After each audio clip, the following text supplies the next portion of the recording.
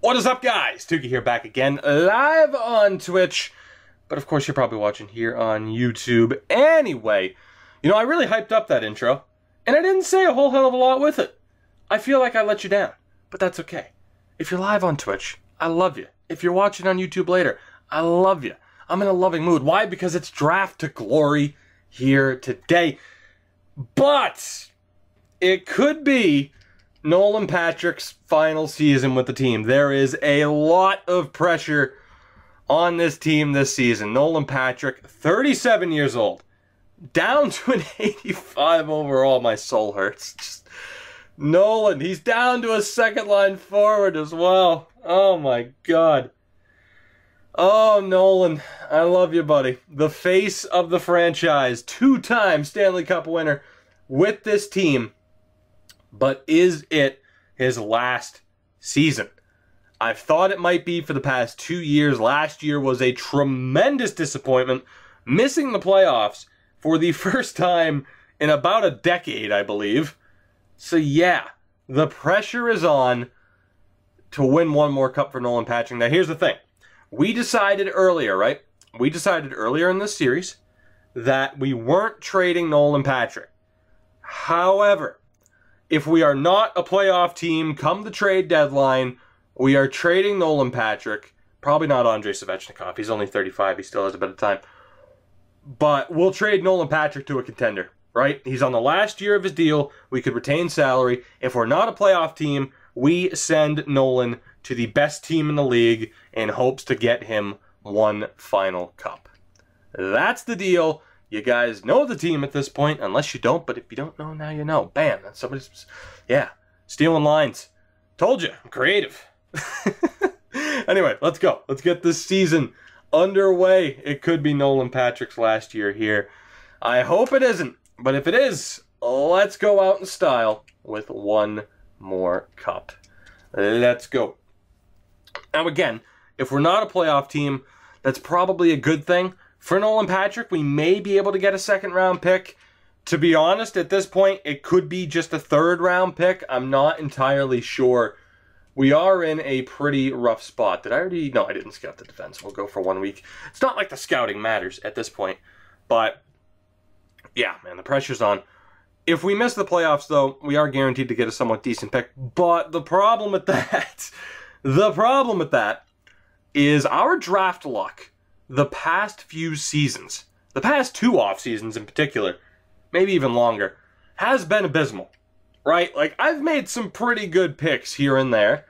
I've also had a bit of luck and had certain players just kind of fall into my lap, and it's like, oh, hey, yeah, thanks. I'm glad I basically finished, like, 15th as we get an offer for Gabe Vilardi, but again, I'm not allowed to trade. The Anton Khudobin pick is what I'll always refer to. For those who may have forgotten or don't know, we missed the playoffs, right, by like 1 point.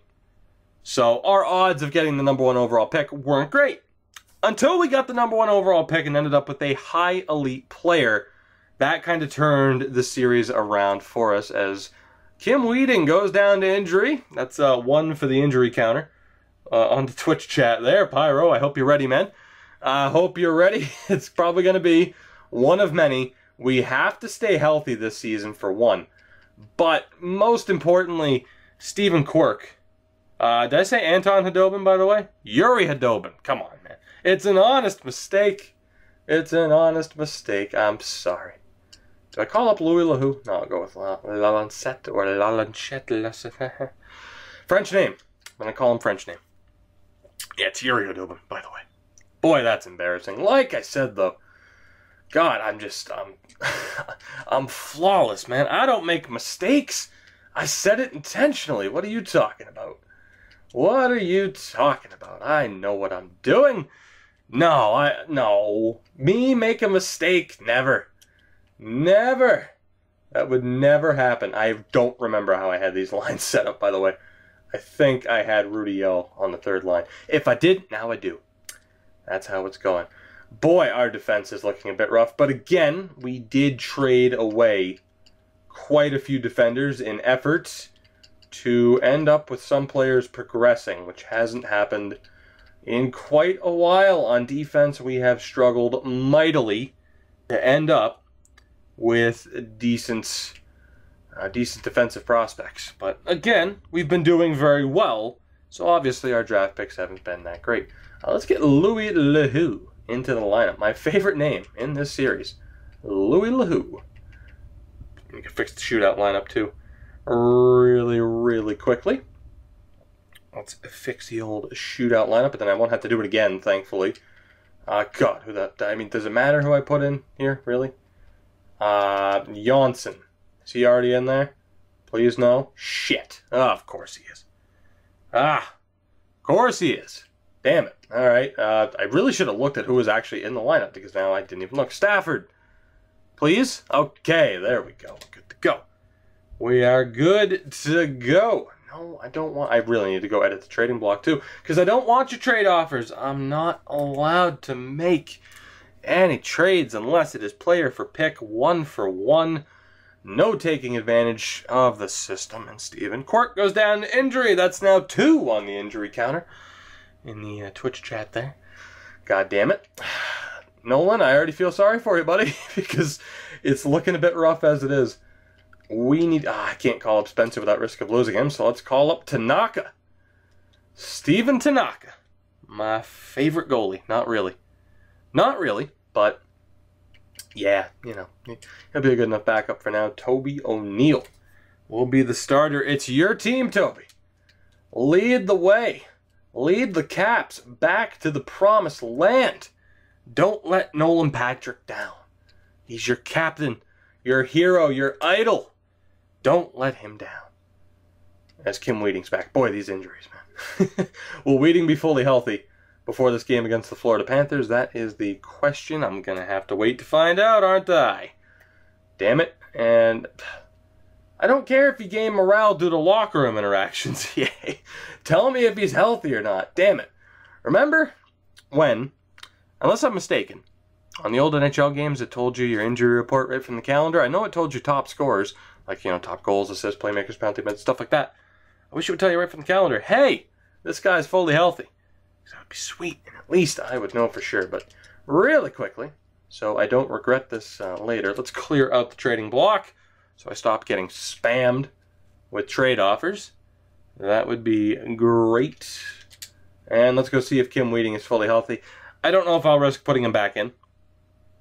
I don't know if I'll risk putting him back in for this next game, as annoying as that is, because I don't want him to get injured again. We cannot afford to have our best defenseman consistently injured. We're trying to make the playoffs here, man. We're trying to have some success, and he is not 100% healthy. So Louis Lehoux. Louis Lehoux. I love that name. That is the best computer-generated name I have seen in this game. He'll play against the Florida Panthers. We have a 3-4-3 record that just got a hell of a lot worse with that loss to the Panthers. God damn. Not ideal. 9 points on the season. Already 10 points back at Carolina. We're only 11 games in. We have a long way to go. But let's see. Are you fully healthy? One Kim Wheating, please. Damn it. Damn it. That's okay. You know, that's okay. We'll be all right. We have Louis Lehoux. We have Louis Lehoux. That's all you need to know. Can we beat the Nashville Predators? Or will it be at least 5 straight losses? Which is pretty rough. Let's get a defense for 2 weeks. Quirk is healthy. Hey, we actually won a game. Don't look now. We've won a game. Is he healthy? It's not showing him as fully healthy, so I'm assuming that this game against the Anaheim Ducks. Against the Anaheim Ducks. Everybody should be fully healthy. 2 straight wins. We're on the rebound. We are on the rebound. Let's see, 13 points on the season now. You know, this is the one part of the video where it's like, damn, what the hell do I talk about? Or the stream. Again, if you're watching live, and if you are, I love you. But this is the one part where it's like, well, what the hell do I talk about? What the hell do I talk about? I can only bring up the fact that Nolan Patrick's going to retire and break my soul and heart and dreams and just crush them and stomp on them. Because he's going to retire, because he's an old man and not everybody can be Chris Chelios. I can only bring that up so many times, right? I mean, maybe not. Oh, shit. I missed the notification that Weeding was fully healthy. You do this to me. You will rebound. You'll go right back to a 90 overall. Don't you dare screw me over here. Oh, God. That could be extremely terrifying for me. If he doesn't rebound, I completely missed the notification, or it just didn't say it. But yeah. Kim Weeding, we need you to toughen up, Buttercup. We got a cup to win, damn it. We have a cup to win. He sits for 1 game and drops 5 overall points once he comes back from injury. Because that's how this game works. Anyway, Louis LaHoop, I am sorry, buddy. I am sorry, buddy. But we got to take you back out for Lancet. I don't know how to pronounce his name. I don't care to learn how to either. Damn it. I would rather be ignorant and lazy than know how to properly pronounce his name, considering he's a guy who's going to be traded sooner rather than later, if I had to guess. But yeah, to those in the chat, don't worry. I see your messages, man. I pay attention. I do. I pay attention. I might not respond. That's because I gotta at least stay somewhat topical. And it's kind of weird to answer a random question, It is kind of weird for the people on YouTube. But then again, screw the people on YouTube. I'm just kidding. I love you too. But you should have been here live, man. You should have been here. It was great. We had punch and pie. We had punch and pie. All right. Hey, we do have a winning record though now. 1 more win than losses. We're on the road to a cup, damn it. We're on the road to another cup. Again, we don't need to scout out goaltending. Who cares? You can pretty much tell when a goaltender's good. Until I get the Twitch chat on the video, which I could easily do, but yeah, I could easily do that, but it's okay. I would rather use it as a guilt trip to those watching on YouTube to convince them that they should have been here live. Because damn it, I mention this Twitch channel in every damn video. There's no excuse. You should be here. You should be here live. And enjoy the wonder it's the stream. What the hell am I talking about? Good Lord. See, I'm just as ridiculous when I'm streaming as opposed to just like, oh, recording. I don't know what the hell to talk about. That's the deal with Draft to Glory. When I have to sim a full season, it's just me rambling about absolutely nothing until we get to the playoffs. Or in this case, the trade deadline, which could actually be interesting. I have no idea. By the way, somebody had just asked, who do I think wins the home run derby? Mark McGwire. That's my answer. That is my answer. Mark McGwire is going to win the home run derby. If you're watching this on YouTube, you already know who won the home run derby, and you would know that it's Mark McGwire. And then Barry Bonds came out and split a bat in half across his knee and stabbed Mark McGwire in the thigh. That's right. It happened. You know it. You watched it. I haven't even seen it yet. I know it's going to happen. I'm telling you. Barry Bonds is going to stab Mark McGwire with a broken bat. And then Sammy Sosa, nobody will know it's Sammy Sosa because he's somehow white now. Which, I mean, yeah. But, I don't know. I'm just going to stop. Let's not continue with that. let's not continue with that. Let's call it Tanaka again because the injury, by the way, Weeding, is only at, an 87? You son of a bitch. Snap out of it. Damn it, we have a cup to win. And it is crazy that our record is what it is, despite the fact that he's proving to be a bit of a douche. Now, what I could do is take the captaincy away from Nolan Patrick, and that would boost up his morale. But I'm not taking the C off of Nolan Patrick. Even once Nolan Patrick retires, I'm going to have 3 alternates. There will never be another captain of this team. Nolan Patrick is the captain, or nobody's the captain. Because I said so. Because I said so. Anyway, where are we at? Germany. Germany, defenseman for a week. for a week. Wow, both teams, though, are pretty damn good. Even the Hershey Bears are doing well.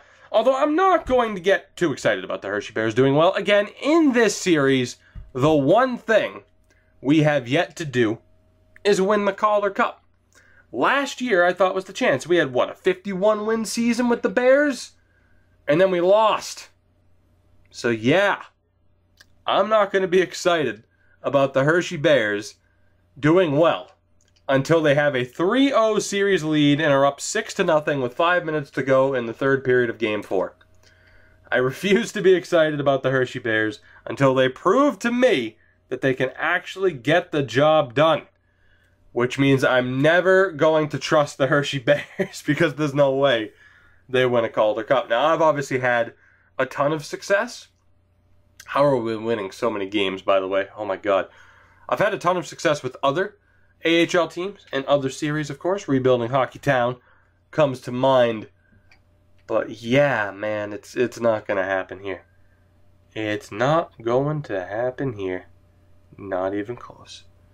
But as we approach the new year, we're in the new year, January 2036. Unreal, without a doubt. The longest we have ever gone in a franchise mode. And I said I wanted it to be a magical year for Nolan Patrick. It just might. Then again, you do have to remember, we've had good seasons before. Last year we didn't make the playoffs, but in the past, we've had good seasons before. And fallen short. I do believe, if I'm not mistaken, we've won President's Trophies and been eliminated in the first round. Couldn't even get to the second round like the real Caps. So, I must say, I got to keep the optimism in check about both teams. But right now, it could be a very special year for the Capitals franchise. I certainly hope so. Tried to fight off that burp, couldn't do it. Anyway, of course, yeah, now's a great time for another injury. It's only for like a week. Great. It's only for like a week, which is, it's more of a pain in the ass. Does that mean Tanaka? No, okay, Toby O'Neill's back. Just in time, too. Toby O'Neill, just in time to be the starter. Has Tanaka played? Yes, he has, and he's not good, as you would expect. Steven Tanaka has had to play because of the waiver risk with Spencer. Not worth losing him. Especially, I mean, if there's a major injury to Quirk, for more than just a week, I will obviously end up taking him, or calling him up. And then if we risk losing him, that's fine. That's fine. But for the moment, we're good. Anyway, who the hell can I put into the lineup here for the injured player? Let's go with Pierre Foucault, maybe? Is he the best guy available? Tapper? Yeah, let's go with Foucault. Foucault. Let's hope you're better than Zach Foucault. Let's hope you're better. You're playing at the AHL level. You should just be tearing that league apart. More scouting, because, I mean, it doesn't work, but, we'll act like it works. It doesn't.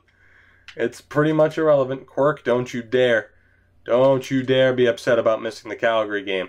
I will end you if you are upset about missing the Calgary game. It's one game. You probably wouldn't have started anyway, and even with our record, we're not in first place in the division. The New Jersey Devils, although it looks like they may have played more games than us, I have no idea. Anyway, screw them. This is our division title to win, and we are damn well going to win it. We are damn well going to win it. Steven Quirk, back in. Let's drop Tanaka.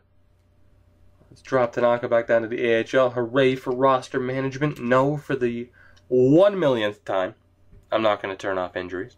It makes things a bit more interesting, even if roster management's a bit weak. Nolan, no. He's down to an 84. He's still having a really good season, but he's down to an 84. Yuri Hudobin's a beast. Andrei Svechnikov is still a monster. Andrei's getting better. How is he getting better at 35 years old? It has to be because of the morale system. But, oh my God. How is he getting better at this point? Which, by the way, before I forget, let's take Craig. Let's take Craig out of the lineup, get Tanaka back in there, and then there was that defenseman that needs to be put back into the lineup. Lancet. You're gone. No, you're not. You're not who I was thinking of. It was a forward this time. I'm mistaken. Please forgive me. It's Furcali. That's gone. You're out of here, buddy. For the grinder, Meze. He's in. We'll see what he can do. By the way, how's the third line doing? Not tremendous. The fourth line's doing all right, though. I'm surprised Lundqvist hasn't complained about ice time. He's a second-line guy playing on the fourth line, but he hasn't complained. So that's kind of nice. Let's swap those two around, and we're good to go. Let's keep going. Let us continue onward as we approach the All-Star break. But as it stands, it looks like Nolan Patrick's going nowhere. It looks like Nolan Patrick will be here for what is probably his last season, as we will attempt a playoff run, a postseason run. Could his last season end in a magical way? I certainly hope so. Like I said, I hope he plays until he's 48, like Chris Chelios. Like, that'd be pretty damn sweet. Even if he ends up being like a 56 overall. Just never retire. Have him be glitched out and just never have him retire. That would be the best. I wish they had the catalog feature like they do in FIFA, and I could say, hey, delay this guy's retirement for another decade. That would be helpful. Unless he just ended up being absolute shit. Speaking of absolute shit, that defines our team pretty well at the moment. Losing 3 straight games. Is it going to be 4? No, it's not. We actually beat Winnipeg, which is pretty damn good. We'll see if that luck can continue, and it didn't. Losing 6-3 to New York, but we bounced back with a 5-0 win over Pittsburgh. I'm hoping to hit 40 wins by the trade deadline. Is that too much to ask for? Probably. But we'll see. I'll be drafting people that were born in 2018 in the next draft. Yikes. I feel old because of virtual people. That's not how it's supposed to be. God damn. That is one hell of a fact. My God. That is scary. That is scary. But, man, so Nolan Patrick, who was just drafted, is going to be 37 to 38 years old at this point. Nolan Patrick is going to be like the Patrick Marleau of this era. Hopefully with more success. I mean, in terms of, well, especially too for Nolan Patrick, and you know, hopefully he doesn't end up being injured, like it's looking like he might be. But anyway, it is deadline day, but we are tied for first place in the Metro. It's a 2-horse race between us and the New Jersey Devils. The Devils, who, if I'm not mistaken, may have kicked us out in the very first time, on the very first occasion that we made the postseason. Way back when. I'm pretty sure they kicked us out of the playoffs. So yeah, are we keeping Nolan Patrick with 19 games to go? You bet your ass we're keeping Nolan Patrick. It's going to be a special year. I am calling it now. Before we even make the postseason. Before we see the seeding. Before we see who we're up against in round 1. I don't care. It's going to be a special, special season for this team. And Nolan Patrick will go out as a champion. I'm calling my shot. Babe Ruth pointing to the fences here. It's going to happen. We will end this season as champions. And Nolan Patrick will retire with his 3rd cup ring. And when that doesn't happen, because it's not a matter of if, it's a when that doesn't happen and he retires, there will be tears. There will be tears. Alright, I thought that was going to be an injury. Thankfully, it's only scouting. That's good. We move on to the OHL for 2 weeks. Why the hell not? And thought that was going to be an injury to the main team. Len Daly goes down to injury, and Hershey will just have the assistant coach replace the player. We'll be all right. 41 wins for the Hershey Bears. Wow, he's healthy already. Well, what the hell? Did he even need to be hurt If it was literally for one game, could he have not just played through it? God damn. You're the Amanda Nunes of fucking Hershey. Toughen up, Buttercup. Let's go. You gotta fight. You gotta fight for your right to not suck and to win a goddamn Calder Cup already. You've been disappointing. You have a 41-win season. You're going to the playoffs again. Hershey, get the job done. I'm begging you. Win a cup. You know what? In Nolan's retirement year, his last season, I want the double. The Stanley Cup. The Calder Cup. I want them both. And it's going to happen. This is the year. This is the year. Again, I'm calling my shot. It's going to happen. And when it doesn't, again, there will be tears. But that's okay. As we are in April, we need to win 2 out of the last 3 now to hit 50 wins yet again. Will that be the case? Can we beat the Bruins, please? The one time I want to see the Bruins lose. Shit, and no 50-win season. Wow. All right, well, I called my shot. We're playing the Blue Jackets in the first round. We lost 5 straight games heading into the postseason. 5 straight games. Momentum is clearly on our side. God. Wow. Well, anyway, as our locker room chemistry is nice. Anyway, we already know who we're playing. But let's take a look at what the team accomplished this season. See if there's maybe anything we have to change, maybe with the power play, the special teams. Let's take a look around the league before we begin the sim here tonight, right now. So we'll take a look. 48 wins. That's still pretty damn good. We couldn't keep pace with the Devils, though. Not even close. 7 points back. 7 points back. But still second place after missing the playoffs last year. Second place in the division this year with the 3rd best record in the NHL. That's pretty incredible, man. From no postseason appearance to 3rd place in the NHL. As far as goals for per game, we were all right. We weren't great. 2.94 per game. Goals against with a 2.59. Pretty damn good. Pretty damn good. Top half of the league. Top 10. Power play of 26.6%. Oh my God. The league's best power play by far. The penalty kill, though, 78%. An Achilles heel for our team. The 4th, tied for the 4th worst power play. Or a penalty kill, I should say. In the league. So that's pretty brutal. And we had dead even records, home and away, regardless, 24, 12, and 5. But stumbling into the postseason with a 4-5-1 record, I must admit, I am concerned. So we get a look at our player stats, though, from this season. Andre led the way, 72 points in 82 games, 64 for Yuri Hedobin, 63 for Nolan Patrick, who's an 82. No. Oh, Nolan, you're so gonna retire. You are so... He went from a first line to a third liner in one season.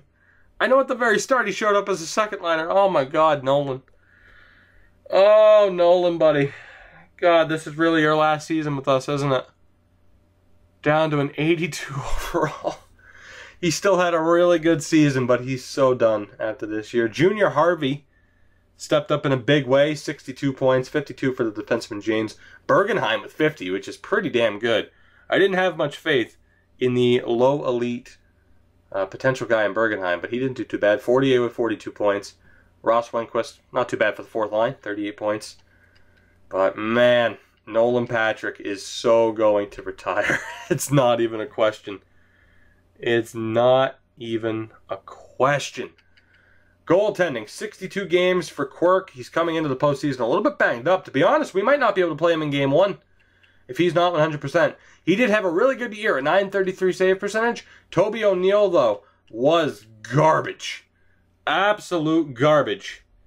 So we'll have to take a look, because down in the AHL, as we get a look there, with Spencer, who was our backup last year, he had a .924 save percentage with the Hershey Bears this year. And, of course, they're going to the postseason. So, very disappointing. We'll have to take a look, not only, of course, at the penalty kill, but at the backup goalie situation as well. And taking a look at the league-wide scoring before I adjust my lineup, since we are already here. Of course, Vitaly Volchenkov led the way for the Devils. Larry Wesley on Ottawa. Yuri Dadonov. Alex Formenton still up there. My God, who led the way in assists? That was Volchenkov with 70. And the goal-scoring leader was Lundstrom with 46. Damn. Oh, the end of an era is coming very, very quickly. This is our last chance. This is our last year. I thought, what was it, 2 years ago? 3 years ago when we won our last cup? That would truly be the last cup. But there's a chance, which, by the way, Rudy Morita is in free fall because of his ice time, which I didn't catch. So that's not good. But the problem is, he's a fourth-line grinder, man. I don't think on the third line he's going to produce a whole hell of a lot, right? So we're kind of in a bad way. And to be honest, Nolan Patrick might get dropped to the third line, man. He might get dropped to the third line. Now, again, the goaltending, Quirk's at an 89. Are we on... Hold on, I gotta check. Are we on game day here? Is it time for game one? It's not. Oh, thank God. So we can sim to game one. Quirk is 100%. Okay, good. Well, that's... Oh, that's helpful. That is helpful for him to be ready. I'm kind of pissed Morita complained about ice time when Ross Winquist hasn't. That's pretty shit. And Wheating still isn't happy either. Come on, you puss! Toughen up. You missed one fucking game 5 months ago, and you're still fucking pissy about it. Screw you, buddy. Screw you. Anyway, I don't have faith in O'Neill. This might cost me O'Neill as far as his overall goes, but I have no choice but to call up our new backup goalie, our previous backup goalie to begin with. Anyway, I don't know what the hell to do here as far as how we set this team up, because Morita's bitching. I can get him onto the penalty kill, I do suppose. I can get him onto the penalty kill, I do suppose. But man, we are in for a rough spot here. Here's the problem. Like, if I go best lines, it's going to take Nolan Patrick off the power play. But let's see. Let's see. So Wayne Spencer is the backup. The lines are pretty much good to go. I mean, I'm so tempted to put Rudy Yell onto the second line like he should be, but I'm going to keep the team the same. Bad thing is, Morita's just awful. Like he is. He's a pure grinder. Like, he's just awful. So he's going to have to stay there. Again, he's just going to have to man up and get over it. We'll put him on the left wing. We will put him on the left wing. He's going to have to just man up, man, because I can't put him on the third line. He's not worth it. So we might end up trading him. Kim Wheating, you are just disgraceful. And you should be ashamed of yourself. I forgot that LeBlanc was the enforcer, by the way. That's absolutely hilarious. But let's take a look. So the power play is pretty much what you would expect. Janes and Wheating are still there. Let's swap Backstrom and Binneral. So that's good to go. I know I'm not going to change the power play too much, of course, because it was good to go. Here, let's swap them around really quick. And then the PK is 48, Winquist, Wojciechowski, and Yell. So we have two guys that are 4.5 star, right? Or 4 star. Who else could go on the PK? Nolan Patrick has a 1-star defense now, by the way. Oh my God. So defensively, we are not great. We have Rankin, Winquist, Wojciechowski, and then from there, I have to decide with someone that's a 3.5 star. And I'd probably put Yuri Hadobin. So Rankin, Winquist, Wojciechowski, and Hadobin. That's going to be the penalty kill. So let's take care of that. I can see now why our PK sucked this season. Not too hard to figure out. Not too hard to figure out. So we will get Wojciechowski and Rankin and Fortier. There we go, right? Yeah, that was the team. Okay, so centers, 71, 71, 83, and a 78. Well, that decision was made pretty quickly for me. And then on defense, right, let's go with this setup right here, and let's get Wheating on to the penalty kill, and maybe he'll stop being such a bitch and man up a little bit. So 48 and Rankin. We need Rankin as the other center here. Oh boy, the pressure's on, man. Nolan Patrick is done. Nolan Patrick is done after this season. This has to be the year. We have other players complaining about ice time, including our best defenseman, because he missed one goddamn game, but that's how this fucking game works. I don't know why. That's how it works. Oh boy. Oh boy. And we now have a new backup goaltender because Toby O'Neill really blew his opportunity. The team is set. It is Nolan Patrick's final opportunity. Let's do this. Let's go take a look at what we are up against. Against the Columbus Blue Jackets. We, of course, have home ice advantage. But what are we up against here? As we face off against the Blue Jackets. We are tied in offense, 92 apiece, 85 defense, and 93 goaltending. I'll be intrigued to see what their lineup looks like at this point. Who knows who the best player is? It's going to be a custom guy at this rate. So let's see. What do we have? Every time we play Columbus, I forget about this fucking Hydra that they have, known as Walton, Erzberg, and they actually don't have the same defense, but it's the goaltending I'm thinking of. Yeah! Louis Joudry. That's a great name. Because, you know, the last time we were in the postseason, oh, that's who it was. It was Mayer. It was Clifford Mayer. I was wondering, like, where's that other forward? Okay. So we're up against Joey Walton, who I'd say is pretty good. 70-point season, 95-point season not too long ago. Yeah, he's pretty good. He's pretty good. Centered by Brett Newman. Well, I could have sworn he's a real player. He might be. He might be. And Marcus Erzberg, who just had his way with us 2 seasons ago. Let's hope that's not the case this time out. Second line, you have Pete Wilm with Bernard Parks, who might be suffering from a morale crisis at this point. 83 overall as a second-line guy. That doesn't seem right. And the other guy, Vladimir Kozanov, a depth forward on the second line, so he'll get 18 hat tricks in 4 games. Third line, Ivan Chistov is with Kenneth Millman and Stuart Connolly. The fourth line, though, is interesting. You have Clinton Yip with Kyle Barlow, a 79 overall, and Timo Järvinen, 78 overall. An elite player listed at a 78 overall, though. Pretty damn crazy. Defensively, it's not the strongest, but I've said that before, and gotten completely shut down in the past. Ruslan Afanasenkov, who again might be suffering from a bit of a morale crisis. Top 4 defenseman, but only an 83 overall. His D partner is Wayne Mealy, more in line with the top 4 defensemen. Second pairing is Quentin Hughes with Pierre Mercier. And the third pairing is Jay Coyle with Christian Hornquist. And of course, the goalie we already know, Louis Joudry. Now here's the thing. The last time we played Columbus, I was worried about Joudry, and he ended up being injured. And their backup kicked our ass and just stonewalled us. Like, just shut us down. The backup is different this time. It's Michael DiPietro, who is, 36 years old at this point. So we'll see. We'll see what happens. Hopefully Clifford Mayer isn't coming back anytime soon. We're going to get destroyed, aren't we? I want to say, I called my shot. I said we were winning the cup this year, right? Hell, I said we were going to win both. Actually, I said that's what I wanted.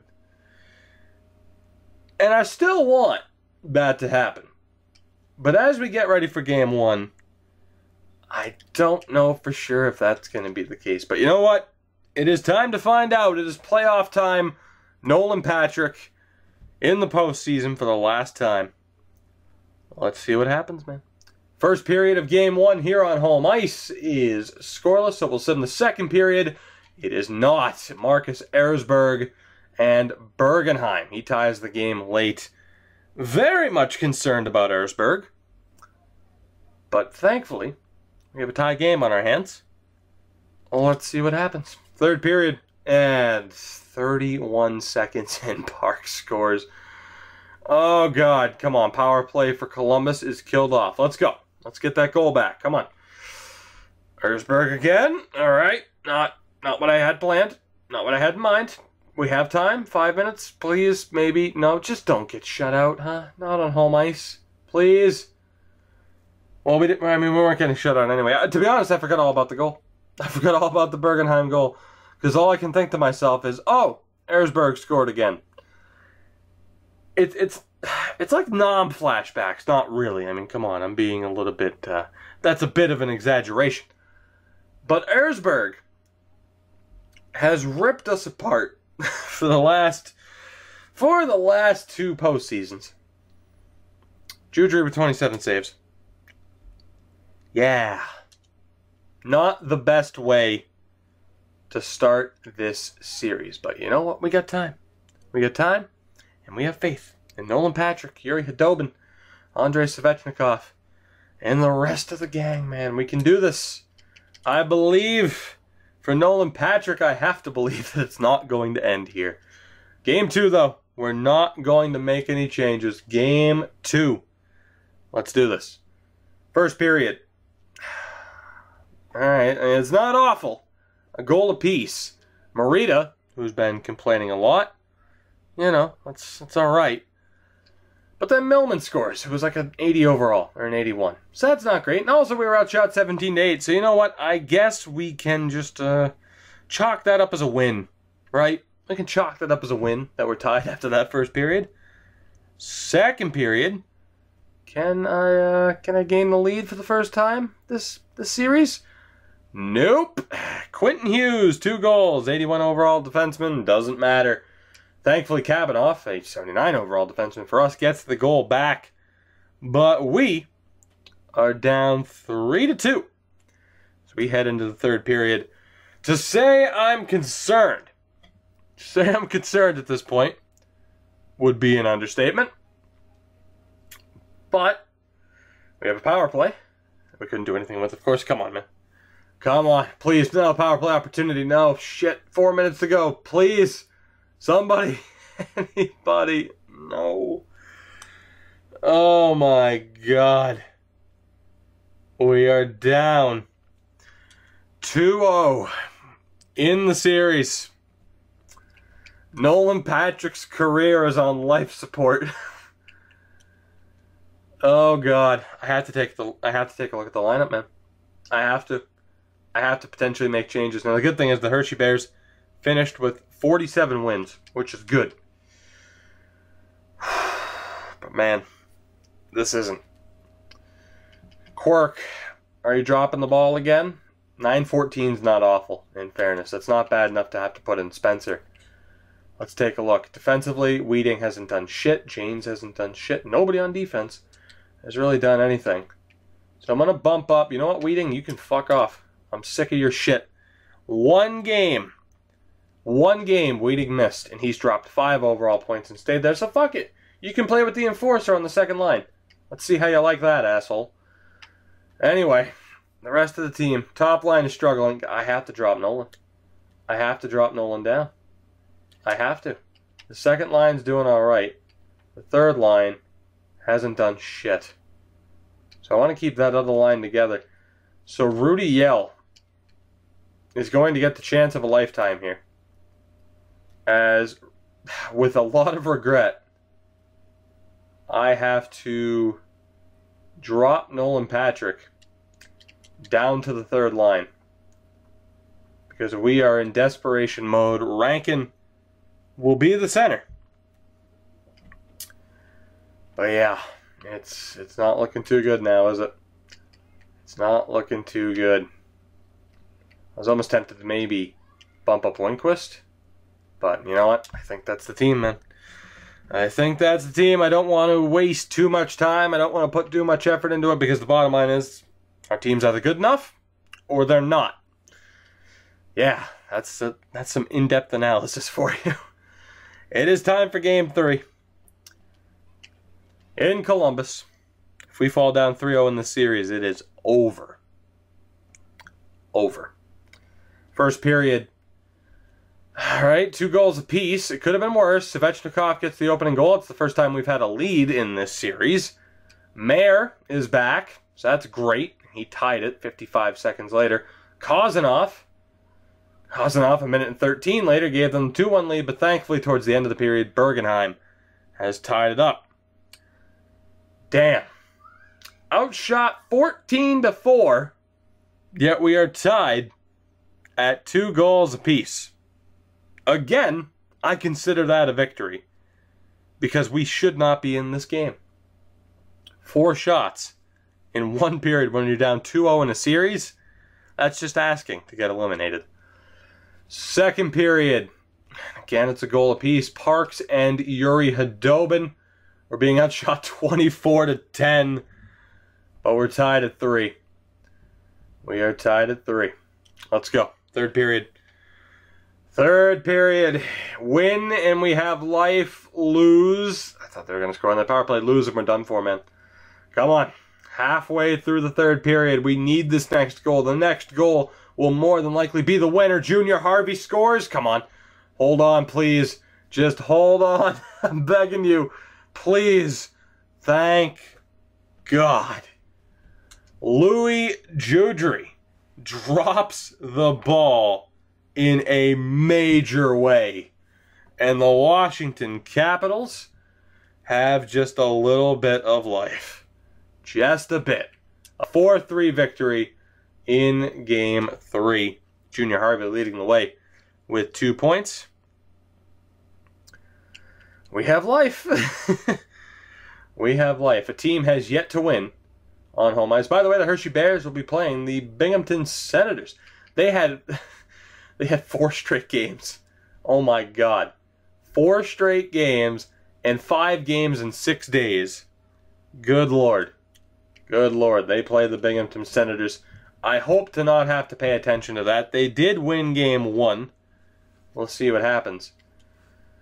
But our focus is here on Game 4. In Columbus. In Columbus. First period. Another goal apiece situation. This time we outshot them 12-5. But we are tied on the scoreboard. Parks, and then 4 seconds later, we must have won the face-off to Kabanoff. He stepped in, shot, score. Crazy. 4 seconds later. Unreal. Second period. Clifford Mayer. I was afraid of him coming back. That's why. That's why.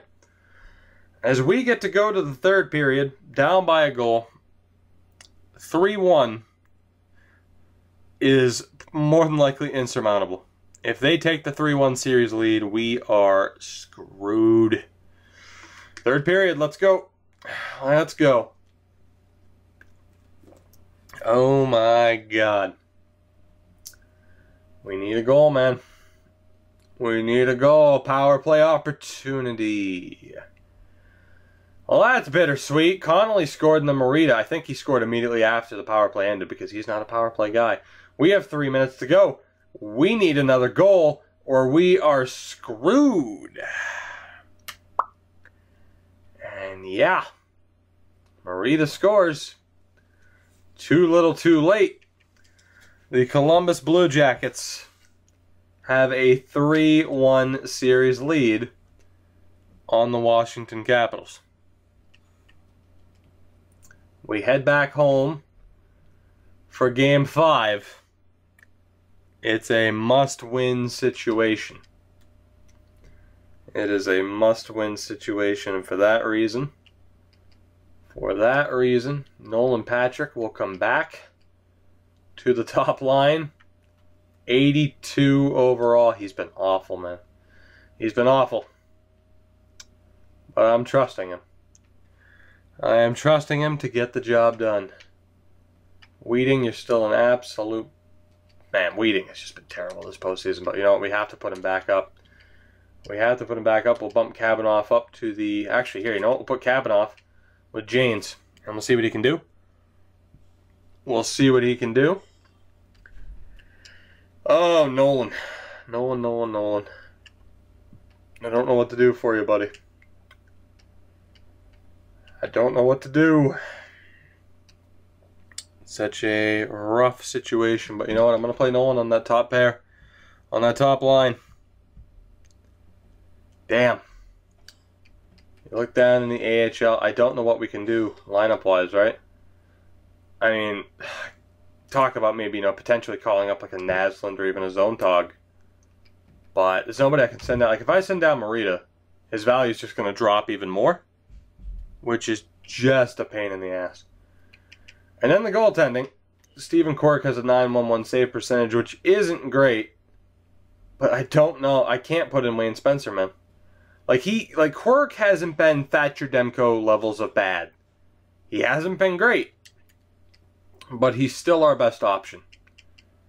I don't have the faith in Spencer either. And the reason why I don't have any faith in Spencer is despite doing well at the AHL level, and it's not going to show his NHL level stats. But yeah, just know at the NHL level last year, he was pretty damn shit. That's all I'm saying. But we're going to keep Rudy Morita. We are going to play Game 5. Not actually play, we're going to sim Game 5. Like, here's the thing, man. And, yeah, people in chat are calling for Zontag, which is fine. I'm probably going to lose Rudy Morita anyway. Fuck it. Fuck it. Let's get the gang back together. Let's do it. Because after this season, the team changes drastically. The team changes drastically. As it stands, we might be trading Wheating if he doesn't recover. Morita is absolutely being traded because he's a douchebag. And I'm also going to, let's see, who can I take off the power play? I can take Fortier off the power play, or off the penalty kill, I should say, and we will put in Zontag. Guys, though, I don't think this is gonna work. I think we're done for, unless Thomas Zontag can turn this team around. We'll find out. We will find out. But I can't claim to be incredibly optimistic. But we'll see. We shall see. Do we have another grinder? No, we'll just keep Fukali there. It's fine. Let's do this. Let's do this. Game 5. The season's on the line. Nolan Patrick's career is on the line. And if we lose this game, if we lose this series, we're facing the possibility of having to blow it up a little bit. I mean, I could probably get Wheating's morale to recover. Like I said, all I'd have to do is just hand him captaincy, which is easy once Nolan retires. But I don't want Nolan to retire. Game 5, first period. Kavanaugh, we put him on the top pairing, and he gets a goal 37 seconds in. Not too shabby. Second period is scoreless, dead even in shots, but we're up 1-0 on the board. Third period, Nolan Patrick's career at stake. Power play for the Blue Jackets is killed off. We need that insurance goal. Halfway through the third period, I trust Quirk to shut it down, but we need the insurance. 5 minutes to go. Can the Capitals hang on? Can the Capitals hang on? They do. Oh my God. Kavanaugh, the only goal. Holy hell. Steven Quirk, a 27 save shutout.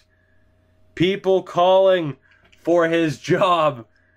People wanting him to be pulled, but instead he gets the 27 save shutout. And the Capitals are not done yet. We still have a long way to go. We'll jump right into Game 6. And by the way, the Hershey Bears are in trouble. They won Game 1 but lost the next 2. So they need to pull off a little bit of a miracle of their own.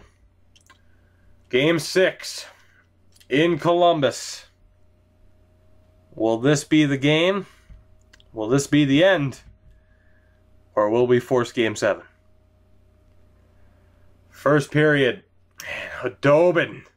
Yuri Khudobin, 19 seconds in, gets the goal. Second period. Oh, fuck. Joey Walton, Clifford Mayer, and Hornquist. Lalonde gets a goal back, which is huge. But a brutal second period. A brutal second period. And we need a comeback. We need a miracle. Third period.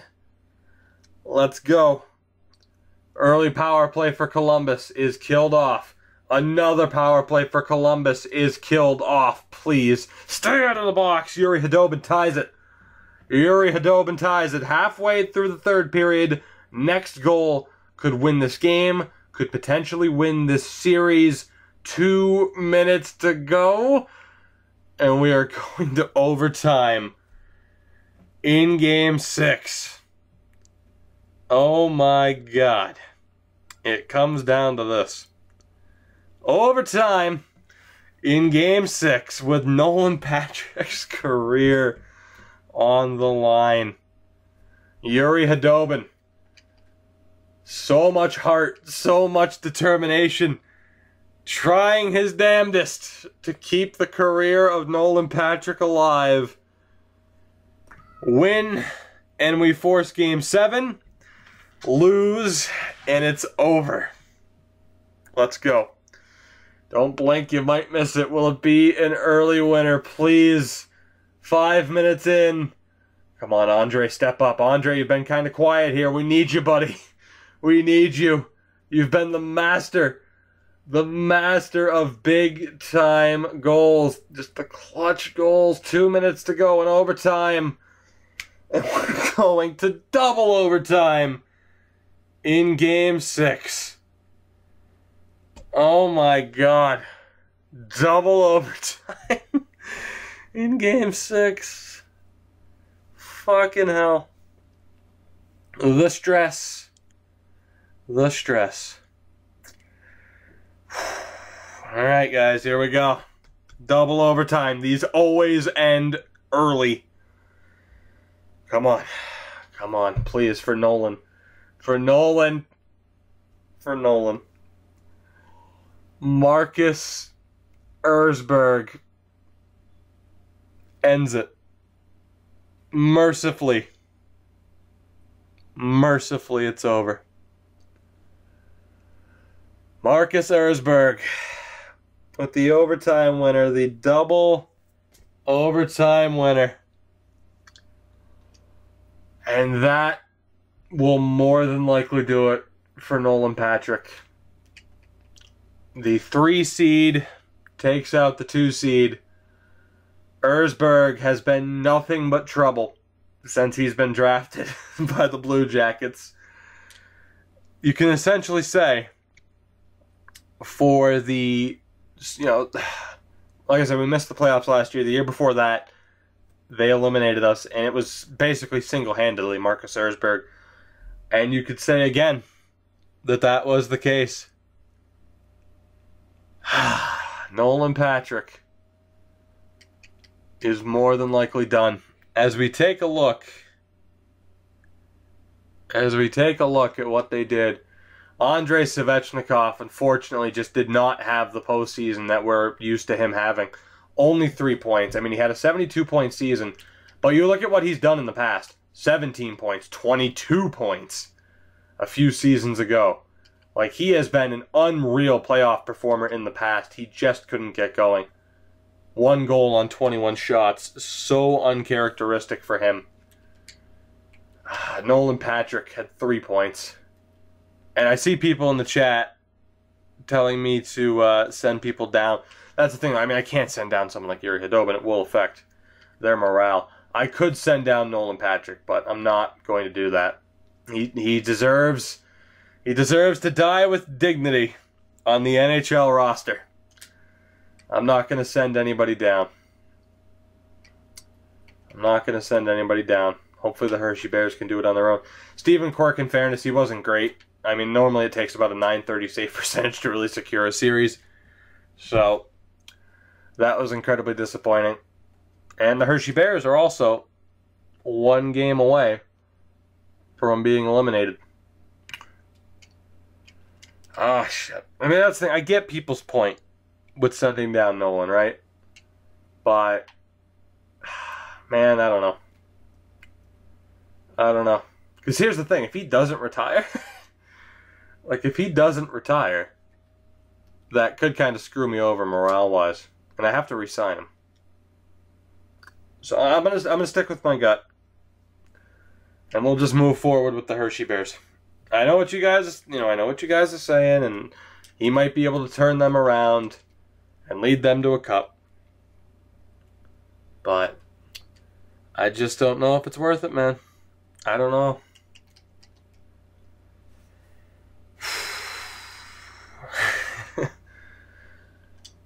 All right. You know what? I mean, it's going to be for nothing. It's going to be for nothing, man. And it's going to piss off everybody on the team, though, dude. It really is. I can't do it, guys. I can't. Because it's going to piss off everybody else on the team.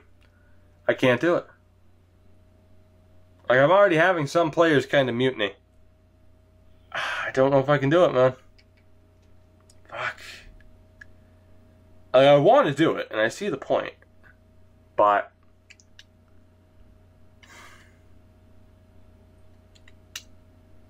God damn. God damn. You know what?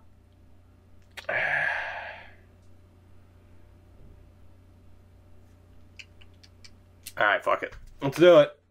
Let's do it. Nolan, you got one chance to work your magic, buddy.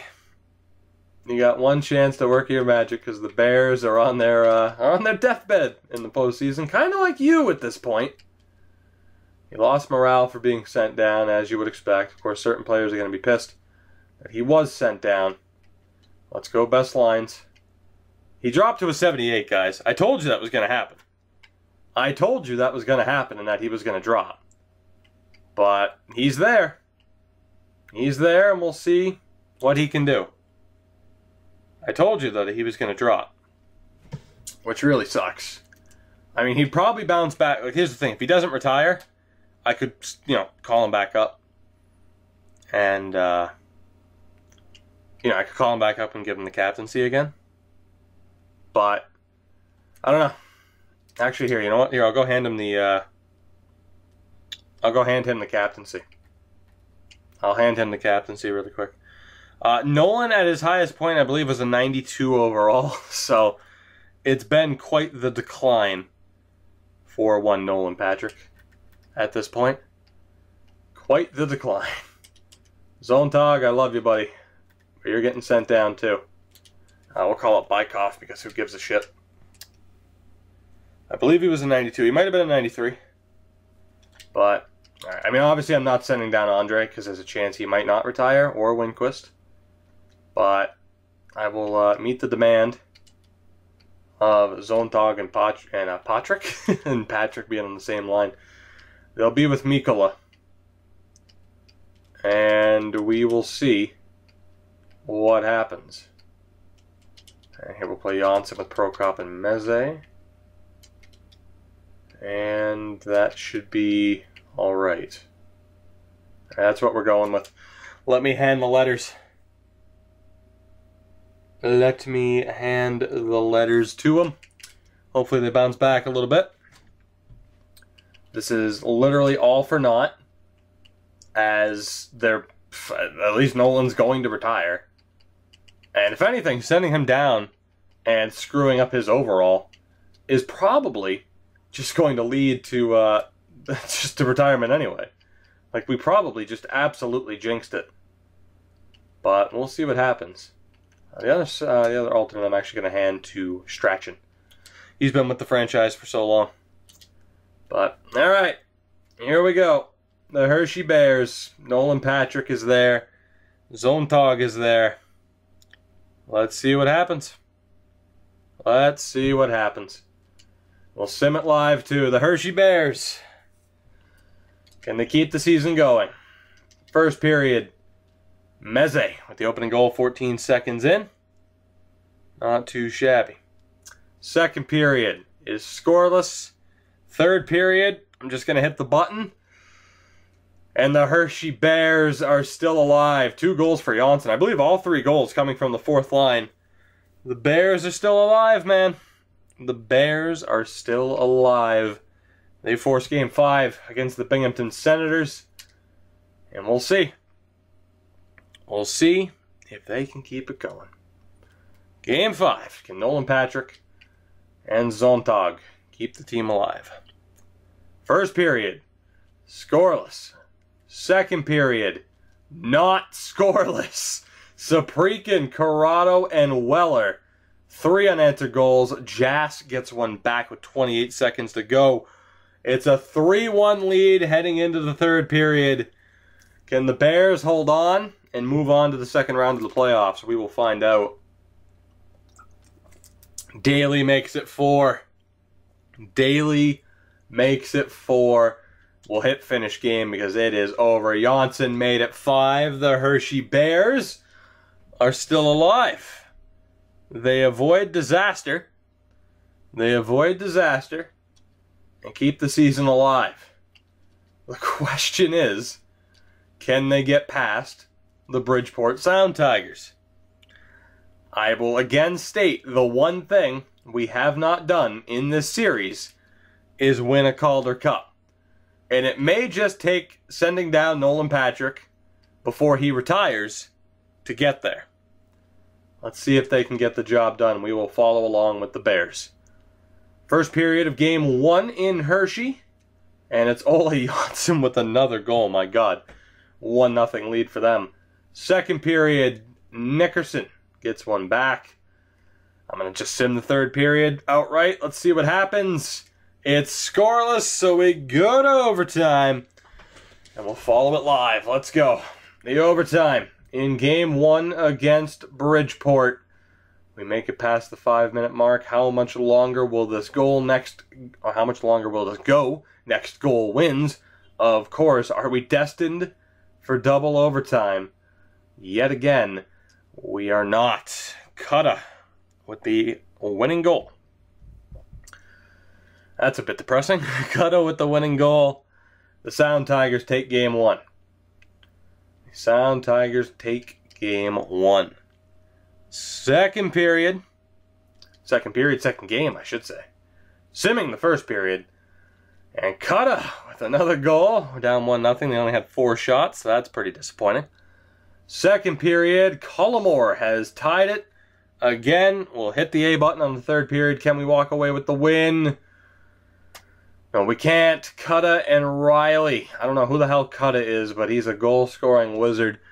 And the Bears are down 2-0 in this series, dropping both games on home ice. They also lost Clinton Weller to injury. Not looking too good, guys. Not looking too good. I'm going to sim Game 3 from the calendar. Maybe we'll get a little bit better luck. So let's find out. Game 3 against Bridgeport is a 3-1 win. All right, well, we're simming from the calendar from this point on, at least for this series. Game 4. What's going to happen? It's a 3-0 win. All right, we are definitely simming from the calendar. Game 5. Game 5. Who will walk away with that 3-2 series lead? Let's find out. Weller's available. We're not going to use him, though. It's a 6-0 win. Oh, my God. Outscored them 12-1 over the past 3 games since we've started calendar simming. Unbelievable. Game 6 against the Sound Tigers. 4 straight wins for the Hershey Bears, outscoring them 14-2. As if you needed any evidence that there's a difference between calendar simming and going in with the in-depth sim. As if you needed any evidence. Absolutely ridiculous. But the Hershey Bears are still alive. They go back to the Eastern Conference Final, where they take on the Utica Comets. They take on the Utica Comets in the third round. My God. And of course, we will continue. Do we continue to sim from the calendar? Or do we go back to the in-depth sim until it goes wrong? Because maybe the voodoo has reversed itself. And maybe, just maybe, the game's going to want to trick us. we can't risk it, can we? My God. I think maybe we have to stick with the calendar sim, though. People in the chat are saying calendar. All right, there you go. The Utica Comets are 7-1 this postseason. We'll see if they can keep that up. Game 1 is a 3-2 overtime loss. That's all right, though. Game 2 is a 3-2 overtime loss. So, much like last time, we're going to reverse what we're doing. Let's go with the in-depth sim. Let's go with the in-depth sim. First period of Game 3. And we're down 1-0. Cousineau with the opening goal. Second period is scoreless. Third period, what's going to happen? Stillman. The Hershey Bears drop Game 3 by a score of 2-1. The Utica Comets have a 3-0 series lead.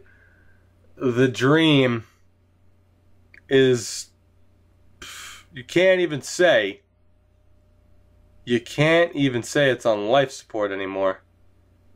It's just, man. Did I know I'm the third fastest growing NHL 17 streamer on Twitch? That's that's not even an award. It's not even an award.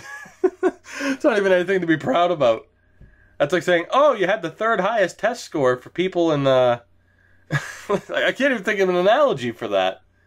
I can't even think of an analogy for that, man. The third highest or third fastest growing, like who's first and second? Like, it's not even that much of an award. It's like saying, oh, you only lost one finger when the when the goddamn firework blew up in your hand. It's like, oh yeah, it could have been worse. Could have been better, I guess, but it could have been worse. Like, that's the worst analogy I've ever come up with. But I'm also struggling to cope with the fact that Nolan Patrick's about to retire. He does have 5 points. I need to take Zontag off of that line. I have to. Let's put Nazzle in there.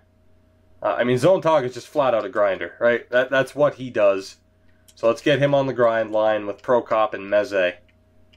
And then we'll have, can Daly or Janssen play center? Janssen can kind of play center. So that's what we'll go with. The defense stays the same. How's the goaltending looking? McNeil's been good.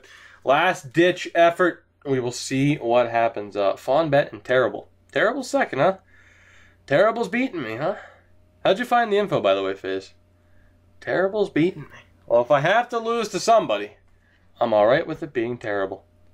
God damn. Fonbet, I've seen his name pop up. Is he an English streamer or is he a French streamer? I was wondering. Let me know. But anyway, let me know. Oh boy. Alright, guys. We'll go in depth. Actually, no, we'll go back to the calendar voodoo. We'll go back to the calendar voodoo. Twitch metrics, by the way, is apparently a thing. I'll take a look at that after this. Game 4. Will Nolan Patrick's career end? Here we go. We have to worry about scouting first. We're going to find out from the top before anything else, I imagine. We're still alive. 4-3 overtime win. Game 5. Can we keep the series alive? We can. It's a 4-1 win. Oh my God. Oh my God. Game 6. Can we keep the series alive? Let's go. Oh my God, we won. Holy shit, 3 unanswered wins. The Hershey Bears have forced Game 7 against the Utica Comets. Do we sim from the calendar or do we go in depth? Oh my God. What do we do? Nolan Patrick His career is still alive for the moment. What do we do for Game 7? Do we sim? We have to sim from the calendar. It'd be much more interesting to go in depth. But then again, if we go in depth, I wouldn't be afraid to enter the sim to make sure that we win. Fuck. Alright. People are saying in depth. People are saying in depth. It is Game 7 on home ice. Can we complete the comeback of comebacks? My God. First period of Game 7. And we get the opening goal. It's Naslund. We put him on the top line. We put him on the top line with Nolan Patrick, and it's paying off. Second period. Mikkola. Mikkola makes it 2. We are 20 minutes away from going to the Calder Cup final. Come on. Let's go. Please hold on. Please. If Nolan Patrick helps us win the Calder Cup before he retires. Oh my God, the Utica Comets are in danger. 5 minutes to go. 5 minutes to go. Power play for Utica. It's killed off, and the Hershey Bears have come back from 3-0 down to seal their spot in the Calder Cup final. The Utica Comets blew a 3-0 lead. My God. And we take on the Charlotte Checkers. Wouldn't it be funny if Andrew Tamora was also on the Charlotte Checkers at this point? Wow. We play the Charlotte Checkers in the Calder Cup final. For the first time, the Bears have made the final. Nolan Patrick has recovered to an 80 overall. He has 9 assists. That top line, he is deadly. The Finnish and Swedish connection of Mikkola and Naslund. Jonsson is a beast as well. And we are going to the Calder Cup final. We are going to the Calder Cup final. Let's do this, man. Let's do this. We will start off with the calendar sim, of course. Game 1 against the Checkers is a 3-2 overtime victory. Game 2 is a 3-2 victory in regulation. Game 3 in Charlotte is a 3-1 loss. All right. That puts us in check just by a little bit. Game 4 in Charlotte. Come on. Scouting. You're such a tease. Scouting. You're such a tease. Game 4 is a 6-0 loss. The home team has won every game thus far. As we go to Game 5. Do we jump to in-depth simming now? People are calling for it. People are calling for it, man. Shit.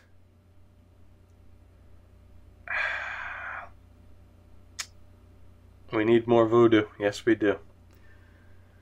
You know, if it wasn't a 6-0 loss, let's stay out the calendar. Let's go in depth. Let's go in depth. Here we go. Game 5. Oh, so important. Who will walk away with the 3-2 series lead?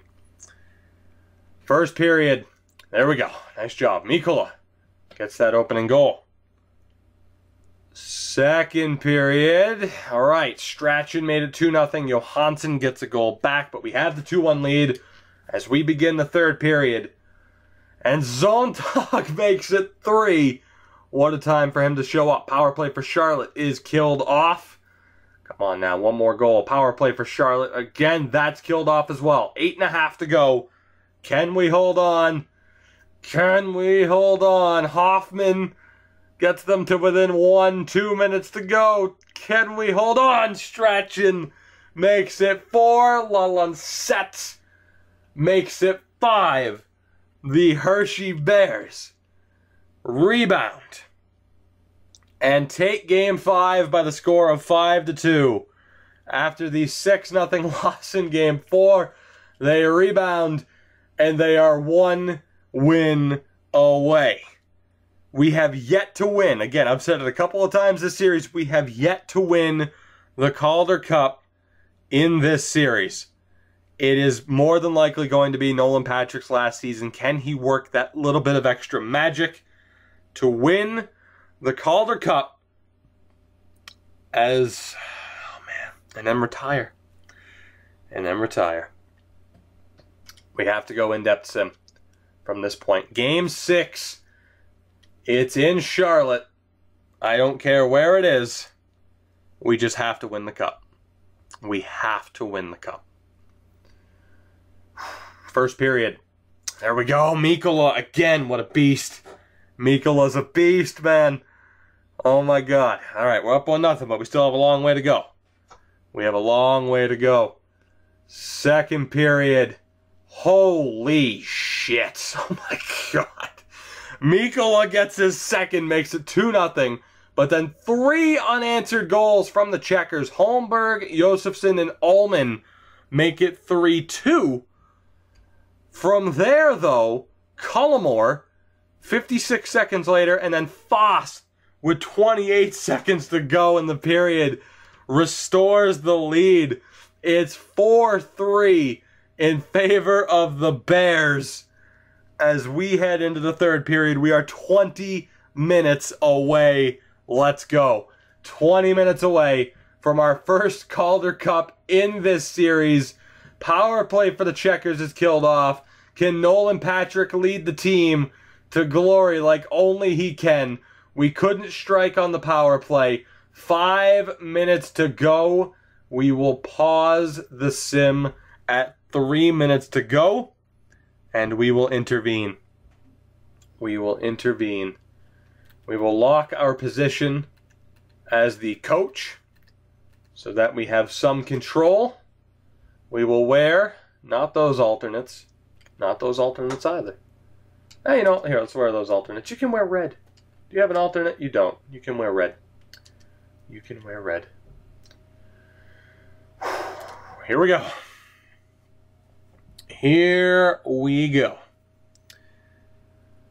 Late in the third with the Calder Cup on the line.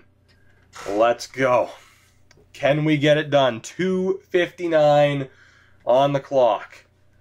Daly with the puck. Turns it over to McCammon. McCammon steps in. The slap shot doesn't go. Daly recovers.